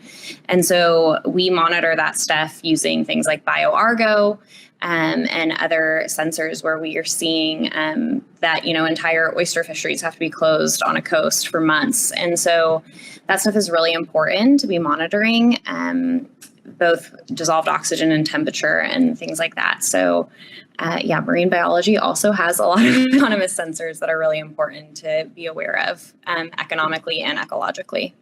Yeah, I think from what you bring up too is that people don't think of marine biology as being tactically relevant, and yet I would render a guess that the majority of marine biologists in the country are in some way funded by the U.S. Navy, and there's a reason for that as well. Not just to see how our decisions impact the environment, and economic issues are issues of national security, but also even phytoplankton and zooplankton create a deep scattering layer in the ocean, which affects optical propagation, acoustic propagation, and all the other sensing modalities that are important. So, like you said, we just have to study the entire system. You brought up Argo floats, and specifically some of the new families of them with biogeochemical sensors, and that sort of leads me to the motivation for why Argo was really necessary. For people listening in who don't know about Argo, there's a network of thousands of profiling floats that sink down to a deep depth, float for a while, and come back up. And you can get currents, measurements of temperature and salinity, things that Greg measures every day, things that inform the acoustic models I use. And they're putting more and more sophisticated sensors on them, like Jenny said. But fundamentally, it was introduced to try to make progress towards that sparsity problem. The ocean's 4-dimensional. A lot of our sensing modalities don't penetrate very, very deep. And so I was trying to work on sparsity. Another, factor that you need to consider for sparsity is not just, how deep can your sensors go and where can you get your sensors, but those Argo floats need to float to the surface.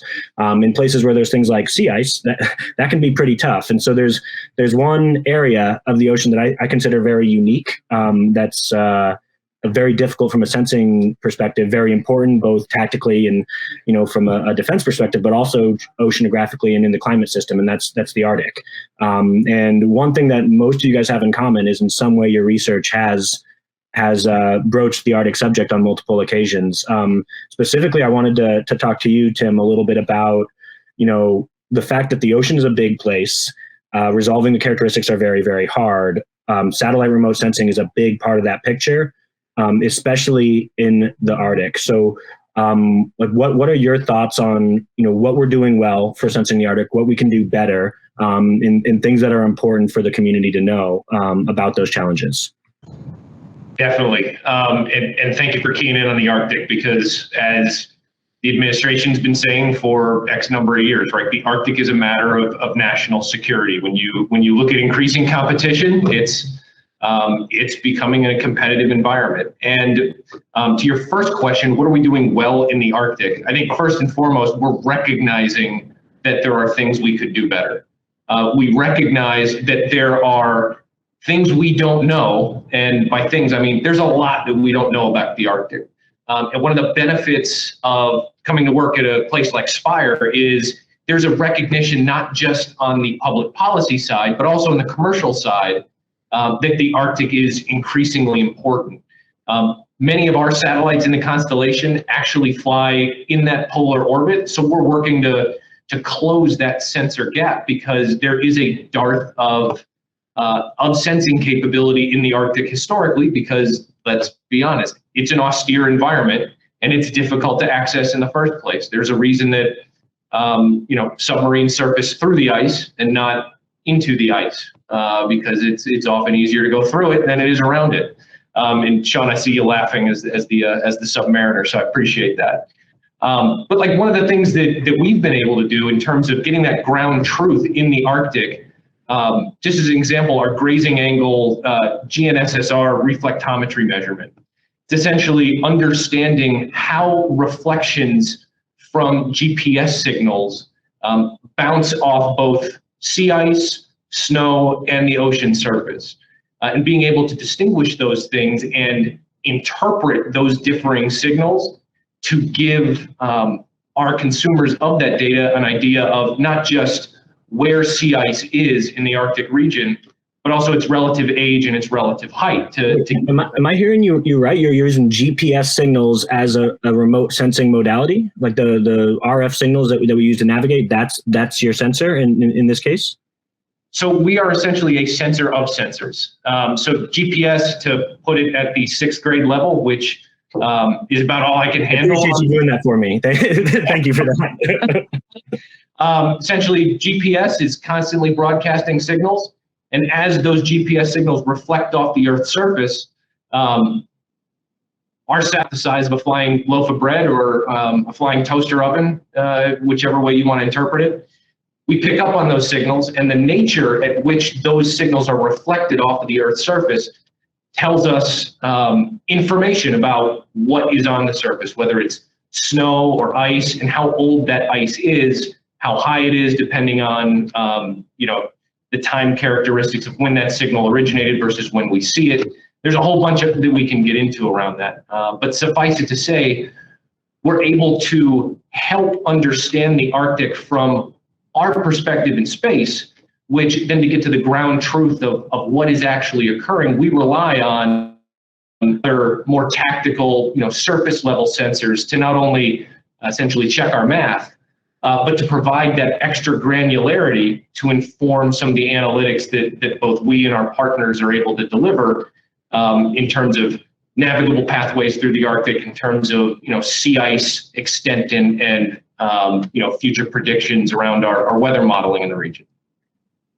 Sean, I'm curious. You mentioned, Tim, you mentioned the need for these in situ sort of validations of remote sensing data. Are there any robots that can actually operate in the Arctic right now? I mean, undersea, are there platforms that can fill some of those holes? Well, certainly some of the larger autonomous underwater vehicles, that are pre-programmed, they're providing data from the past. It's not real-time data because you're under the ice. You're not able to surface and transmit. But they're running some pretty remarkable durations now with autonomous underwater vehicles. Of course, they're very large and they're very expensive. Unlike the reduction in costs we're seeing in the more expedition areas, that's where I work primarily, is the expeditionary world. 1 to 2 person portable stuff in the littoral zone. But absolutely, and I believe the glider systems, the buoyancy engine systems, work well, and they work over very long durations, up to a year, without needing the maintenance from the biofouling or battery recharges. So yeah, absolutely. Got it. And Dan, I'm sorry. I bet you might have some opinions about this whole satellite validation thing, given that I believe, correct me if I'm wrong, a lot of your work over the last decade has been, in optical sensing and specifically, validating remote sensing observations. So what sorts of observations is Tim talking about, and, Sean's platforms creating the opportunity to sense? What sorts of properties and observations need that kind of validation, and how is it done? Well, I kind of wanted to talk a little more about the Arctic, because I really do think it's a very interesting place, and it's challenging for a variety of reasons. The sea ice, but also the cloud cover and basically very little sunlight gets there throughout the whole year. So, we have all these awesome satellite sensors that are observing the ocean, but we just don't get that much good data from the Arctic. And that's changing, which is kind of cool. There's this new NASA IceSat system, which is a LiDAR-based satellite that can basically penetrate through clouds and provide information about snow or ice in these remote regions. And that's just we're really improving in these areas despite the challenges. And also, optically, there are satellites that are focusing up there and have higher resolution. And so we don't get as much data, but we can get up there. And then, if you do look at these biogeochemical Argo floats out there, it's lacking up there. They're just not putting them up there. And, like Sean had mentioned, they can't really surface, so we can't really see data. But I had the privilege of being part of a kind of an exploratory project where we went up there and we put buoys in the ice in the northern Alaskan region on the North Slope. And the idea was we put the buoys at the surface and they are able to beam up to satellite data to send, and they have these, like I said already, these turbidity and chlorophyll sensors. And as the snowpack melts, the sensor starts to pick up signal from underwater, and it carries the sensor into the Arctic Ocean, and it's constantly making measurements as it goes and beaming up the data. And it's just, I just thought it was so neat. And we also had thrown in moorings that we deployed, multi-year moorings with optical sensors and acoustic sensors too, Chris. And they survived. We had to go pick them up, but they survived making measurements in the remote northern Arctic. So it's a challenging environment, but like I think Timothy mentioned, we've acknowledged that it's an important place to work in. And we're putting the money in, we're putting the people power, the resources to start exploring and understanding this really challenging place. Because as you know, Chris, we can't really put our ships in there.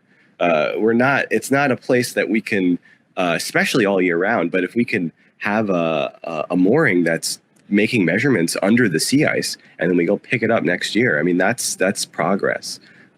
So I thought I'd add that, and now I don't even remember where we were at. Well, that was more fun anyway. You brought up a really important point that I think we'd be remiss if we didn't hit on, and that's the importance of the Arctic. So we talked about how it's one of the biggest challenges in ocean sensing. Also, from almost any perspective, it's one of the most important. First of all, from a climatological standpoint, the extreme latitudes, north and south, are changing more rapidly than other places. It's more important to study those so we understand the effects. Also, they're very important for large-scale oceanographic processes. Some of this meridional overturning circulation that has a huge climatological effect is, sometimes controlled by these, deep convection points in the North Atlantic and some of the effects along the coast of Antarctica. And so it's critically important to understand, and it's hard to study. And finally, from a defense standpoint, the Arctic is a tactically highly relevant place given the close proximity to U.S. shore. And the range of threats that can exist there. And so it's one of the most important and hardest to study places. And that's, and like you said, Dan, that's why we invest so much time, effort, and attention in it. I think we've all been getting along too well. I want to start a fight. So I'm going to ask another question that I'm pretty confident is going to start a fight here. And that is, we mentioned at the beginning that the ocean is 4-dimensional, 4D. That's X, Y, Z, and T. And I'm curious, which of those Ds do we think is the hardest, the most challenging, and the thing we need to focus on the most? And the reason I think this is going to start a fight is Greg is a physical oceanographer. The ocean changes and it's highly dynamic. And I suspect he's going to have some feelings on that time variable. Whereas Jenny, her specialty is ocean plastics, which is something that we have like 5 measurements of. It's ridiculously sparsely sampled. So I have a feeling she might have some strong opinions about the spatial resolution of sampling in her area. So I'd like to kick it over to you guys and have you argue it out. And maybe you agree, I don't know. But Greg, I guess we'll start with you. Which of the 4 dimensions is the biggest challenge and why? And what do we do about it? Oh, I'm always down for a good scrap, Chris. Let's do this. I mean, yeah, I think you're right. They're both problems. They're both difficult to solve. The ocean's a huge place, and monitoring some of these changes that happen quickly. I mean, we're talking about the Arctic, right? And the Arctic is a perfect example because you either make ice or you don't.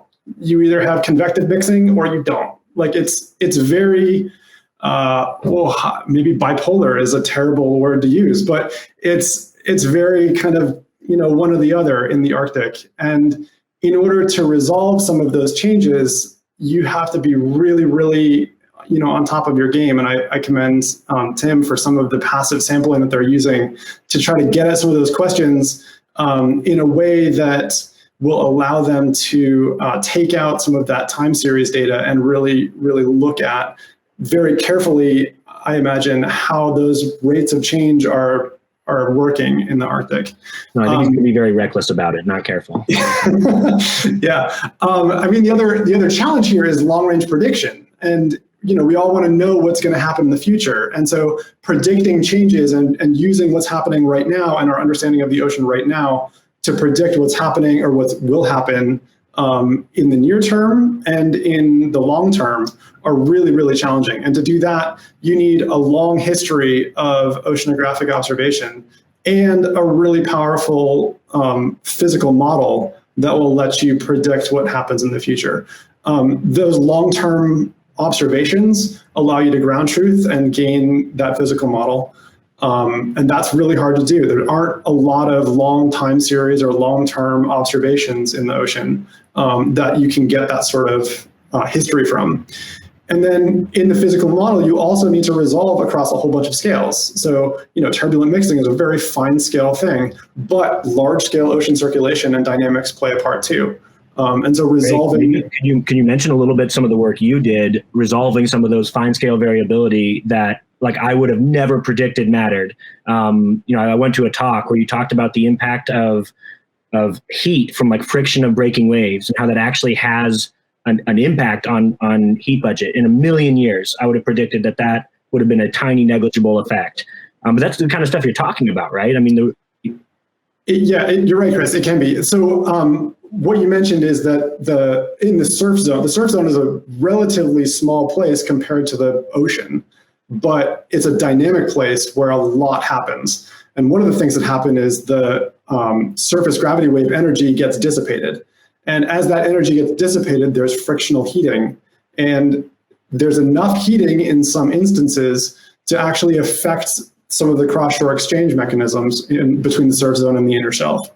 And so if you were going to build a model that resolves the near shore, you might want to include those effects that are happening at very small scales. Got it. And that's definitely a challenge. Go ahead, Sean. Yeah, no problem. I'm sadly enough, I'm going to have to agree with Greg on the surf zone. That's exactly what I was going to talk about. To me, that's the most challenging area. And working with expeditionary unmanned platforms in defense applications, you want to clear that route to get on the beach. And you got to have 100% clearance or it's an unsuccessful mission. And right now we're trying to use commercial unmanned systems and slightly modify them here and there and slap them together with some other systems and then try and resolve data in bubbly water with churning sand with, on the bottom we're dealing with soft sands, and then all of a sudden it's rocky and flat, and then it's rocky and bumpy, then it's rocky and sandy, and then you're getting hit by waves, and it's just the worst place, for unmanned systems and sensors, but it's probably where the most activity in the world is in the ocean, from a commercial standpoint, from a scientific standpoint, and certainly from a defense standpoint. So, and my dream is that that in the future, we're going to invest in specific systems and sensors for that region, rather than trying to make do with what's available now and making incremental improvements on them. There has to be some really disruptive investigation into new platforms and new sensors for that region. Yeah, I mean that's a really good point. And Greg is a physical oceanographer who specializes in those, like you mentioned, incredibly complex and challenging, dynamics. And one of the cool things, Greg's now applying it to aquaculture stuff. So not only for defense applications, but for understanding, things that are hugely important for economics and other things. But the other thing that you mentioned there is the surf zone is one of the most relevant for DoD, one of the most challenging to work in, relevant for things like aquaculture and everything as well. But Jenny and I were just talking the other day about the challenges in studying, ocean plastics and specifically sensing ocean plastics. Whereas, we talk a lot about these garbage patches in the center of the ocean. And of course, that's important. But the concentration of plastics, particularly if I understand it correctly, microplastics in the surf zone is orders of magnitude higher. And it can be very useful for sort of trying to trace where the source of these plastics are, which could help us, eliminate them in the ocean. So, Jenny, I'm curious if you agree or disagree with Greg and Sean's points about, Greg talked a little bit about the dynamic nature. Sean really kind of, I wouldn't say disagree with Greg, but he mentioned the importance of looking at those small scale areas because of their disproportionate importance in other systems. I'm curious what side of that argument you fall on, and feel free to fight them both.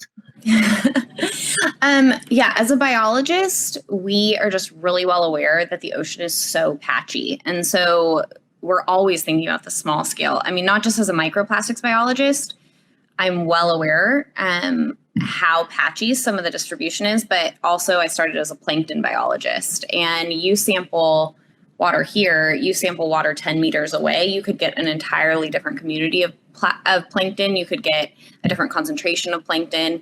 And we're really seeing that as we start to put sensors in the water that are sampling those plankton in situ, that you are seeing them in totally different concentrations in different communities. That is completely different than the way we've done it for hundreds of years, which is pulling up a net that's getting that whole water column, and we don't really see that patchiness.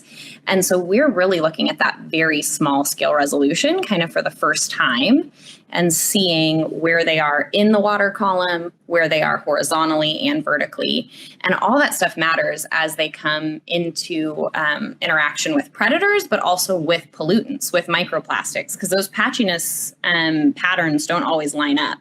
Sometimes the most concentrated plastic, since it's totally a passive drifter, goes with the physical oceanography, but the plankton doesn't necessarily go with the physical oceanography. So sometimes those patches are together, sometimes they're not. And then there's obviously bigger things like fish and marine mammals. And you have to kind of be able to model all those things. So sometimes I really laugh when I see my friends that do computer models and they're like, well, we're just going to put the plankton just like universally distributed in the ocean. And I'm like, that is no ocean I've ever been in. It doesn't look like that. So yeah, that really fine scale patchiness is what we need to figure out more. And we're finally getting to sensors. Scripps developed a sensor called the Zooglider, where we're really like using a normal glider, we are filming zooplankton in their natural habitat and finally able to see some of that patchiness for the first time. Got it. Well, I decided that I thrive on conflict, so I want to start at least two more fights here. And one of them is going to be me. I want to pick a fight with Dan a little bit. And so a question that I think we should talk about is, in national security conversations, particularly those about maritime domain awareness, what ocean sensor observations do we wish would receive more attention? And like I said, I want to fight Dan on this one because he is an ocean optics guy. I'm an ocean acoustics guy. And, to me, acoustics receives a lot of attention. True. But I think passive acoustic sensing should receive more attention than it does. I think with everything that we've been talking about here, with what Sean's been saying about just the proliferation of more sensing platforms, with what we all use every day, and the increase in our computational power, the sophistication of our signal processing techniques, machine learning, artificial intelligence. With all of these things, I think a lot of sensing paradigms where we used to rely solely on active sonar might now be done almost entirely passively and deserve to be revisited. So I think passive acoustics is the thing that I really wish would receive more attention. And I know it receives a lot of attention already, but I think it should receive even more. And Dan, being an optics guy, you might take issue with that. Yeah, I do. Well, mainly because, there's only so much funding And I do feel personally that as a whole, we've kind of overlooked the fundamentals of optics in my field, in the sense that as we've put satellite sensors up there, we're getting more and more excited about making these observations, and it's a challenging problem. The truth is, the ocean is a fraction of the signal that we see at a satellite for a visible light. And what happens is that we have this beautiful source of light, the sun, and it's beaming down, and it penetrates the atmosphere, and it finally makes its way into the ocean. Some of that light comes back up, and then it gets through the atmosphere again and makes its way to a satellite. And throughout that whole problem, we're really interested in that 10 to 30% of the signal that is actually coming from the ocean. And fundamentally, the ocean is a complicated medium, just like we've been talking about. It is a soup of many different things dissolved and suspended in varying concentration, in size distribution, spatially, temporally. And fundamentally, the way in which particles in the ocean scatter light is not very well understood. The technology to make these measurements, basically taking a beam of light and illuminating a small volume of seawater and measuring light at every single scattering angle, is something that we've only just started to do. And so, I believe we should be putting a lot more of our research efforts into characterizing optically particles and dissolved material in the ocean, because it is really if we want to infer information about what's in the ocean, we really need to understand how all the little parts that are playing a role in our signal are influencing it. So, I feel like we're actually coming back to full circle now with needing to understand fundamentally. A really interesting aspect of optics is polarization that we've just kind of overlooked because of its complications and challenges. But now that we're putting sensors up that have polarimeters on them, we need to understand, how does seawater polarize light? How do all the little constituents in seawater polarize the light field? We really don't know very well. So rather than just trying to force the applications and accept large uncertainties, we could go back to the fundamentals and fund the work that I think should be done. I love Dan's passion for what he does. It's it comes across in his vocabulary, everything about it. So I want to approach it from a more brute force thing, and that is securing our ports and harbors from intrusion, from bad actors and smuggling. When you look at what happened as an accident with the Ever Given container ship in the Suez Canal, and what devastating economic impacts that had worldwide, imagine if that wasn't an accident, and imagine if it happened in multiple locations at the same time. I think we really need to invest in better underwater detection of intrusion, and taking a look at 100% of the ships coming into our ports and harbors, not 4 to 10%. And doing it, outside the hole, below the waterline, rather than just looking in the drawers and cabinets of the staterooms for what's coming that we're not seeing. And I can tell you, there's a lot of stuff that we're not hearing in the news, and there's a lot of stuff that we're not seeing that's happening right now in ports and harbors worldwide. So I would make the case that from both a defense and economic standpoint, we really need to invest in better defense of our port and harbor entrances, both before the ship gets there, when the ship arrives, and after it's been there. Yeah, and that's a good point, because that's sort of what you're sort of saying is that, Dan and I are both right, because, acoustics plays a role there, optics plays a role there. And, now that we've gone there, that was sort of a question that, we thought about answering, one of the questions that we were going to discuss today, which I think you just answered very well. And so I'm going to start another fight here. But the next question is, if you were the oceanographer of the Navy, or the chief of naval operations, or the director of NOAA, someone important, someone with the ability to make policy decisions that could affect, where we need to invest more on the horizon, what additional ocean sensing investments would you request to support national security? And I think Dan just said optics and fundamental research in optics. What on military funding lines you might call 6-1, basic research in ocean optics. And you're saying, national security sensing. It doesn't matter what modality. Don't focus on that. Focus on the impact. But of course, your world is largely, underwater sensors and in situ sensors. And I have a feeling, Tim, might think that CubeSats and some of the various sensors that we can put there might require additional investments. Tim, am I right to predict that opinion? So Chris, you're right, but I'm going to tell you you're right in a way that's probably not what you're expecting. So if you give me a little bit of latitude here, maybe I can restart that last fight because that was kind of fun. So yes, investing in space, given the flexibility that I talked about earlier, given the fact that smaller, more nimble sensors on orbit provide the ability to survey vast swaths of an as yet to be understood portion of our planet. Putting all of that aside, the thing that I really think deserves a lot of additional investment isn't necessarily one sensor type over the other, right? And this is where I have to take my Spire a second and look at how do we make these sensor networks work better together and work towards that more common outcome. Because Dan, you articulated earlier, there's only so much funding. And I think that if we have a joint realization of there's only so much funding, there's only so many resources to go out and do all of the cool stuff that all of us know is possible, we can use sensors like what Spire has, right? Where we can cover the Arctic or we can cover the Atlantic Ocean from our vantage point. It provides the opportunity for acoustic program managers, for optical program managers, for any type of sensor modality program manager to understand where are the hot spots in this ocean about which we know very little. And as much as we know now, we still know very little about our ocean environment.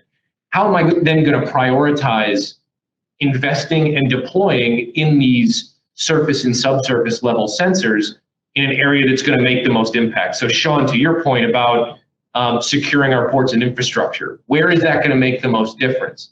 Well, we can determine that by understanding ship traffic patterns, by understanding how the weather impacts those ship traffic patterns, even by understanding how aviation layered over top of our ship traffic avoids certain weather characteristics at a given time of year. And that's something that we look at with our numerical weather prediction model. So it's really less about me saying that we should invest in satellites because satellites are the future.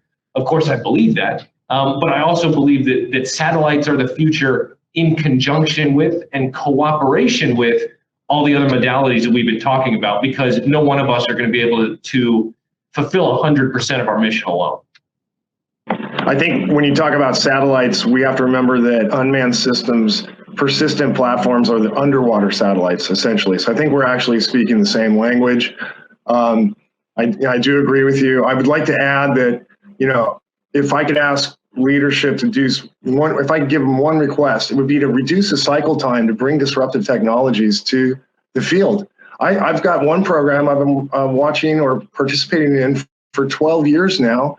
And while it's been going on, commercial systems have outpaced what the systems that they're down selected to right now. So I'd rather put the money forward and take risks. I mean, Chris and I know of an oceanographer who preferred that we took high risk and failed rather than just incrementally do what was safe. So I would like to see, I would ask them to let's stop testing and then testing the testing. Let's invest and take some risk and develop some new disruptive technologies, not just the platforms, but the sensors as well, to do, I think, what we all agree we want to do, both in science and defense. Got it.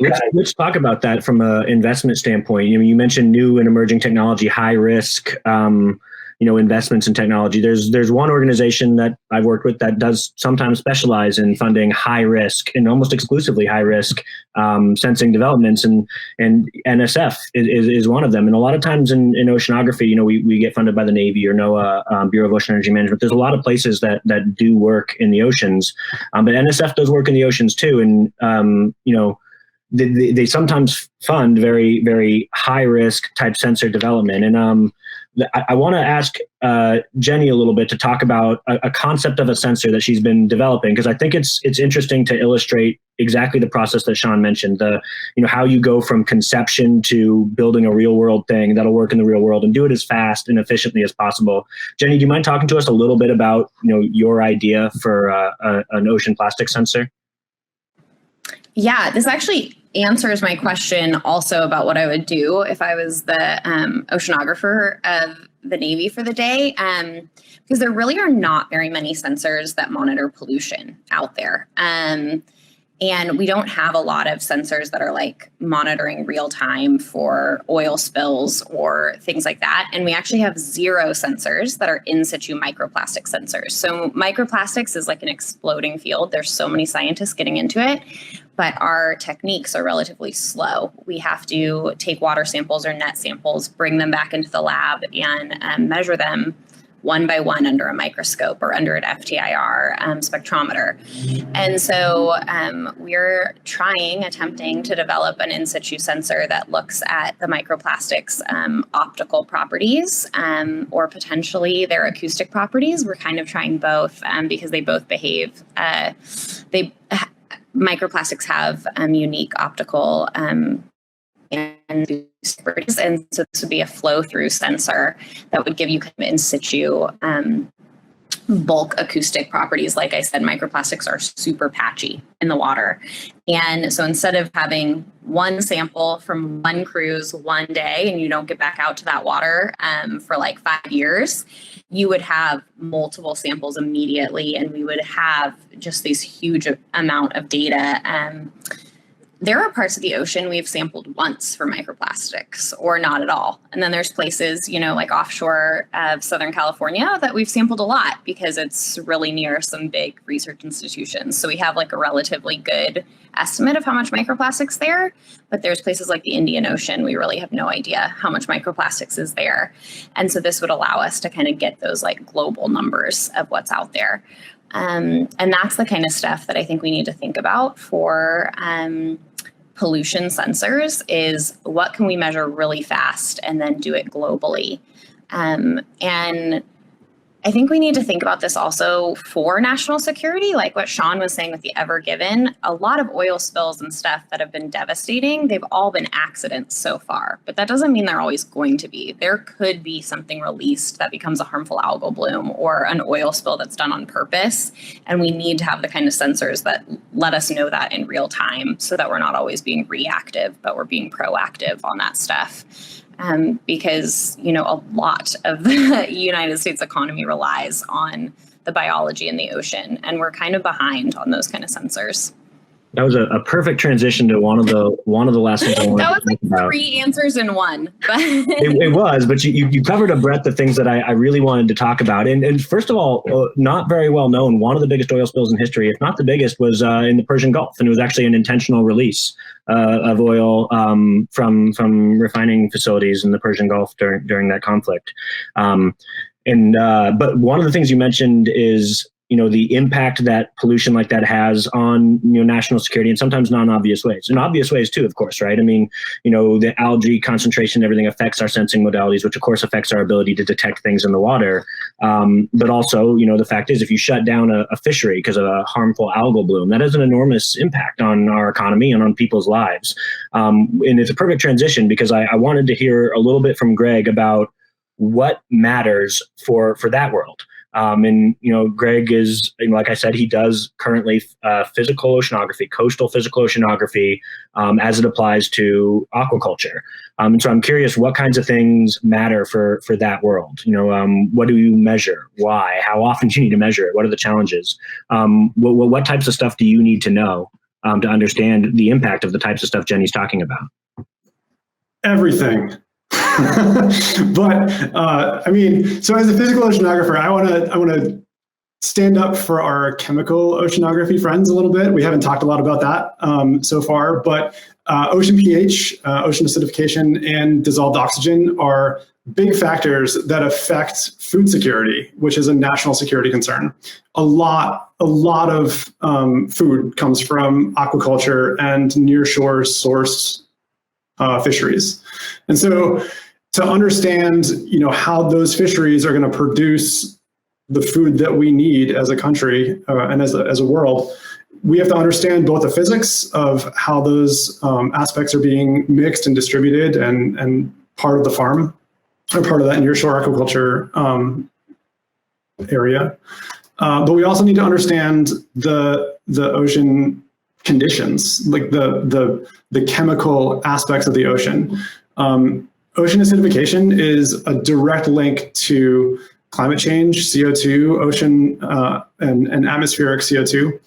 And dissolved oxygen is linked to harmful algal blooms in general, and all kinds of other biology that I'm sure Jenny will correct me later on that I'm messing up. But all of these systems are linked. And I really like Tim's point, and I want to park on it a little bit, about how there actually are a lot of marine operators that are collecting data, especially in the nearshore. There's a lot of data, but understanding how to use it, how to quality control it, how to aggregate it, and how to understand it is an enormous question that I think could really use a lot of attention and could go pretty far in solving, or at least addressing, some of the outstanding issues and questions that we have around, say, food security and fisheries. No, you I mentioned, can't believe we got this far into this panel without talking about climate change. So right? Thank you for bringing it up. or food security for that matter, right? I mean, so there's a really wonderful series of papers that have come out about the economic ramifications of overfishing and IUU fishing in Somalia. And, there was a rise in IUU fishing, a collapse of the fishery that, had socioeconomic implications, which ultimately led to the conflict that required U.S. military involvement. And I think, it's a fairly unanimous sentiment that the best way to win a war is by never fighting one. And if you can figure out where these types of conflicts will happen in the future, you can do something about it. And so everything from the physical oceanography, the chemical oceanography, understanding when these systems are in threat is really important for national security. And I know NGA has done some really pioneering work in that area recently. For a note, by the way, to do that analysis, I did use Spire data. So thank you very much, Tim, for that one. But it was very interesting work, and it showed how all of these things are interconnected. And so I want to go to our last question because we're running out of time, and I want to hear everybody's answer to it. And it's a canned question, but I think it'll help tie everything we've talked about here together. And so, to the next generation of folks coming up into the national security leadership positions, what would be the one request you would make of them so they would be better consumers of and advocates for the 4D geospatial sensing of the oceans? And I'd like to start with Dan, because it's been a couple of minutes since I've heard his voice. And again, I feel like we probably have different opinions on this one.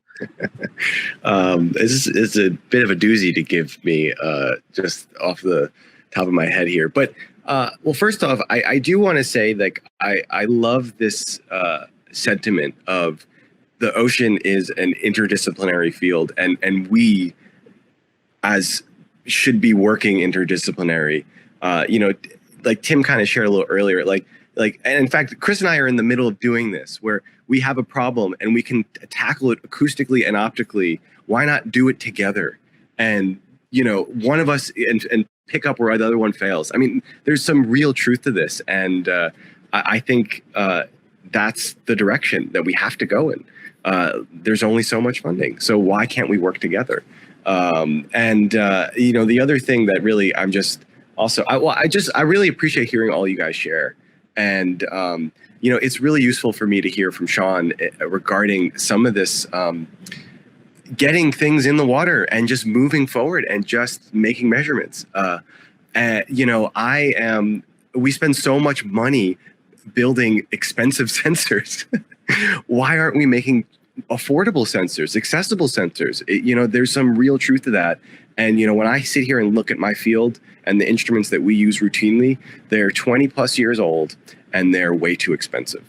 And, I'm really excited for the next generation of people, because I'm speaking for me, but I think Chris and Jenny and Greg and Tim, I don't know Tim, but like, we want affordable sensors. We want accessible sensors. We want a world where it doesn't have to be the rich people who are making these measurements. And I do believe that's where we're heading.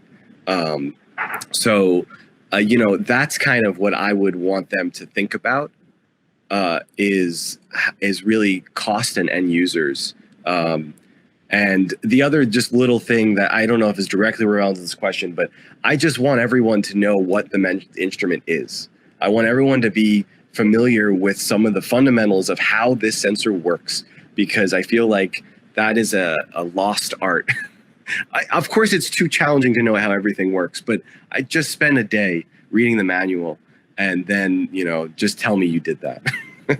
I feel like someone in your life broke one of your sensors, because you have to calibrate them, you have to clean them, you have to take care of them, and you want people to understand them. I feel like there's some trauma in your past, Dan. It's hard. And sorry. I want to follow up with what Dan just said again. I like following up with Dan. I agree completely. I had a conversation with someone at Naval Information Warfare Center just before COVID. He's like, Sean, why are your ROVs so expensive? And I said, in fact, if you look at what you bought from me 5 years ago, it's actually 1/5 the cost, but the sonar that's on it is 30% more. And how is that? So, the platform, we can only do so much. By the time you kit out an ROV for, say, a mine countermeasure exercise or application, it goes up well over 3 times in cost just for the sensors. The other thing I would ask is, Dan's absolutely right. We need to work together. I'm looking at it again from a platform perspective. Don't bring us square sensors. Think about the fact that it's going to have to move through the water, and we're going to have to add buoyancy if it weighs 4 kg in water. So we need to get together and work about better integration of sensors in some cases. And there's some sensors that fit very well, but it still is a big problem in the hydrodynamics. And these, again, I'm coming at this from more of a practical standpoint than a scientific standpoint. Got it. Tim, do you want to follow up with your answer to that final question? Sure. So long and the short of it is, if I were to make one ask of our future national security leaders, it's to be open to understanding the way in which we as national security professionals go out and get data is changing. Dan, Sean, Greg, Jenny, Chris, you all have mentioned in one way, shape, or form complexity, available funding, and expense are constant roadblocks in terms of improving the quality and type of data that we're able to collect about our oceans. In order to do so more nimbly, and in order to do so in a much more agile and responsive way, the way we go about buying the things to get that data has to fundamentally change. And I look at 2 big examples, right? I look at what cloud computing has done for our government's IT resources, and that we don't need to own the stack anymore. And then if I can take a space analogy really quick, what SpaceX has done for our understanding of ownership of the stack to achieve an outcome, and the outcome is to get humans into space. Our outcome that we're focused on, and that Spire's focused on, that all of you are focused on, is getting data and information and driving reduced time to insight about our oceans. In order to get there, we need to be more comfortable with the fact that we, as a government or as an entity, we're not going to own the entire stack. Parts of that stack will be owned by people that can do it as fast as possible. And that the ultimate outcome, that data, that's what we should be concerned about. But that's a cultural shift that is going to take time to understand the benefits of. It's not impossible because we've seen it done in other ways. And I think that the time is really, time is of the essence in order to figure out how to do it about data on our physical environment, including the ocean. Got it. Jenny, I'm curious to hear your thoughts on this one. For the future leaders, what do you want them to think about more so they can be better consumers of and advocates for 4-dimensional geospatial sensing of the oceans? Yeah, my answer might seem counterintuitive from this panel because I do think like new and improved sensors are really important and we need to keep pushing the envelope forward. But I actually think it's really important to also put funding and advocacy behind long-term monitoring. And I think sometimes like an idea like Argo is really exciting and cool. And then 20 years later, it's like, oh, do we still need that? Like, are we still doing that? But you can only study something like climate change if you have the back data to show you how much things have changed. And so I think always remembering that like we need these long-term data sets, especially us like chemists and biologists that are like, hey, the world is changing and it's changed a lot.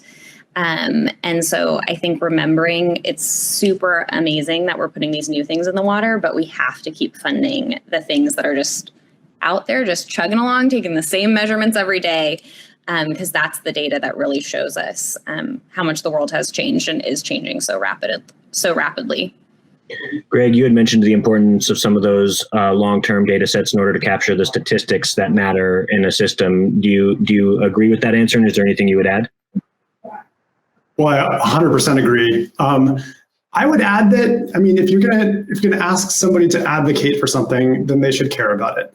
And so at the base level, I just want everybody to understand that the ocean affects, polar bears and cute little animals and things, but it also affects weather in Kansas and the global shipping lanes, and literally everything in your life is touched by the ocean in some way.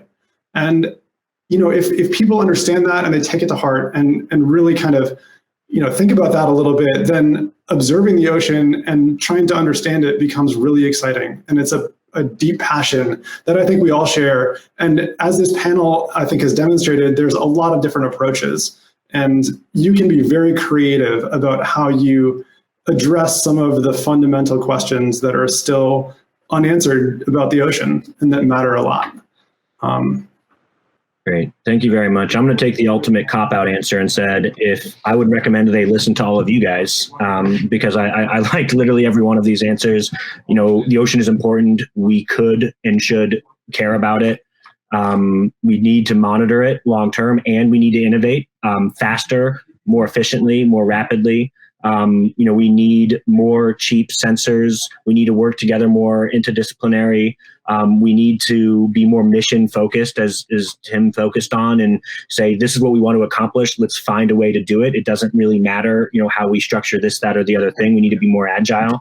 I agree with everything that you're saying. And then just want to second what Greg said. And this panel really did illustrate for me how interconnected everything in the oceans is, how challenging some of our sensing problems are, and the importance of sort of working together to solve them all. So thank you guys very much for coming today. Thank you very much for your time. Very much appreciated, and have a good day, everybody. Thank you, Chris. What a great group. Yes. Look forward to talking with all of you further again. Thanks to Dr. Verlinden and our panel of experts, we now all have a better sense of how these many ocean sensing modalities and different kinds of sensor platforms work together to help us understand our continuously changing oceans, not just at the surface, but within its dynamic shallows and its deepest, darkest recesses. With this rich set of tools that has been refined by the ocean science community, often in partnership with the national security community, we now enjoy unprecedented and ever-increasing transparency into our oceans and the threats that may lie within. We hope that this webisode has given you a better handle on the many bodies of scientific and technical knowledge that contribute to our national security enterprise's ability to secure our oceans. Please stay tuned for forthcoming webisodes. And if you are interested in learning more about the future geography of our world ocean, please go to www.geography2050.org/oceans for more great resources that can help you too become an expert in this rich and important field of inquiry. Until next time.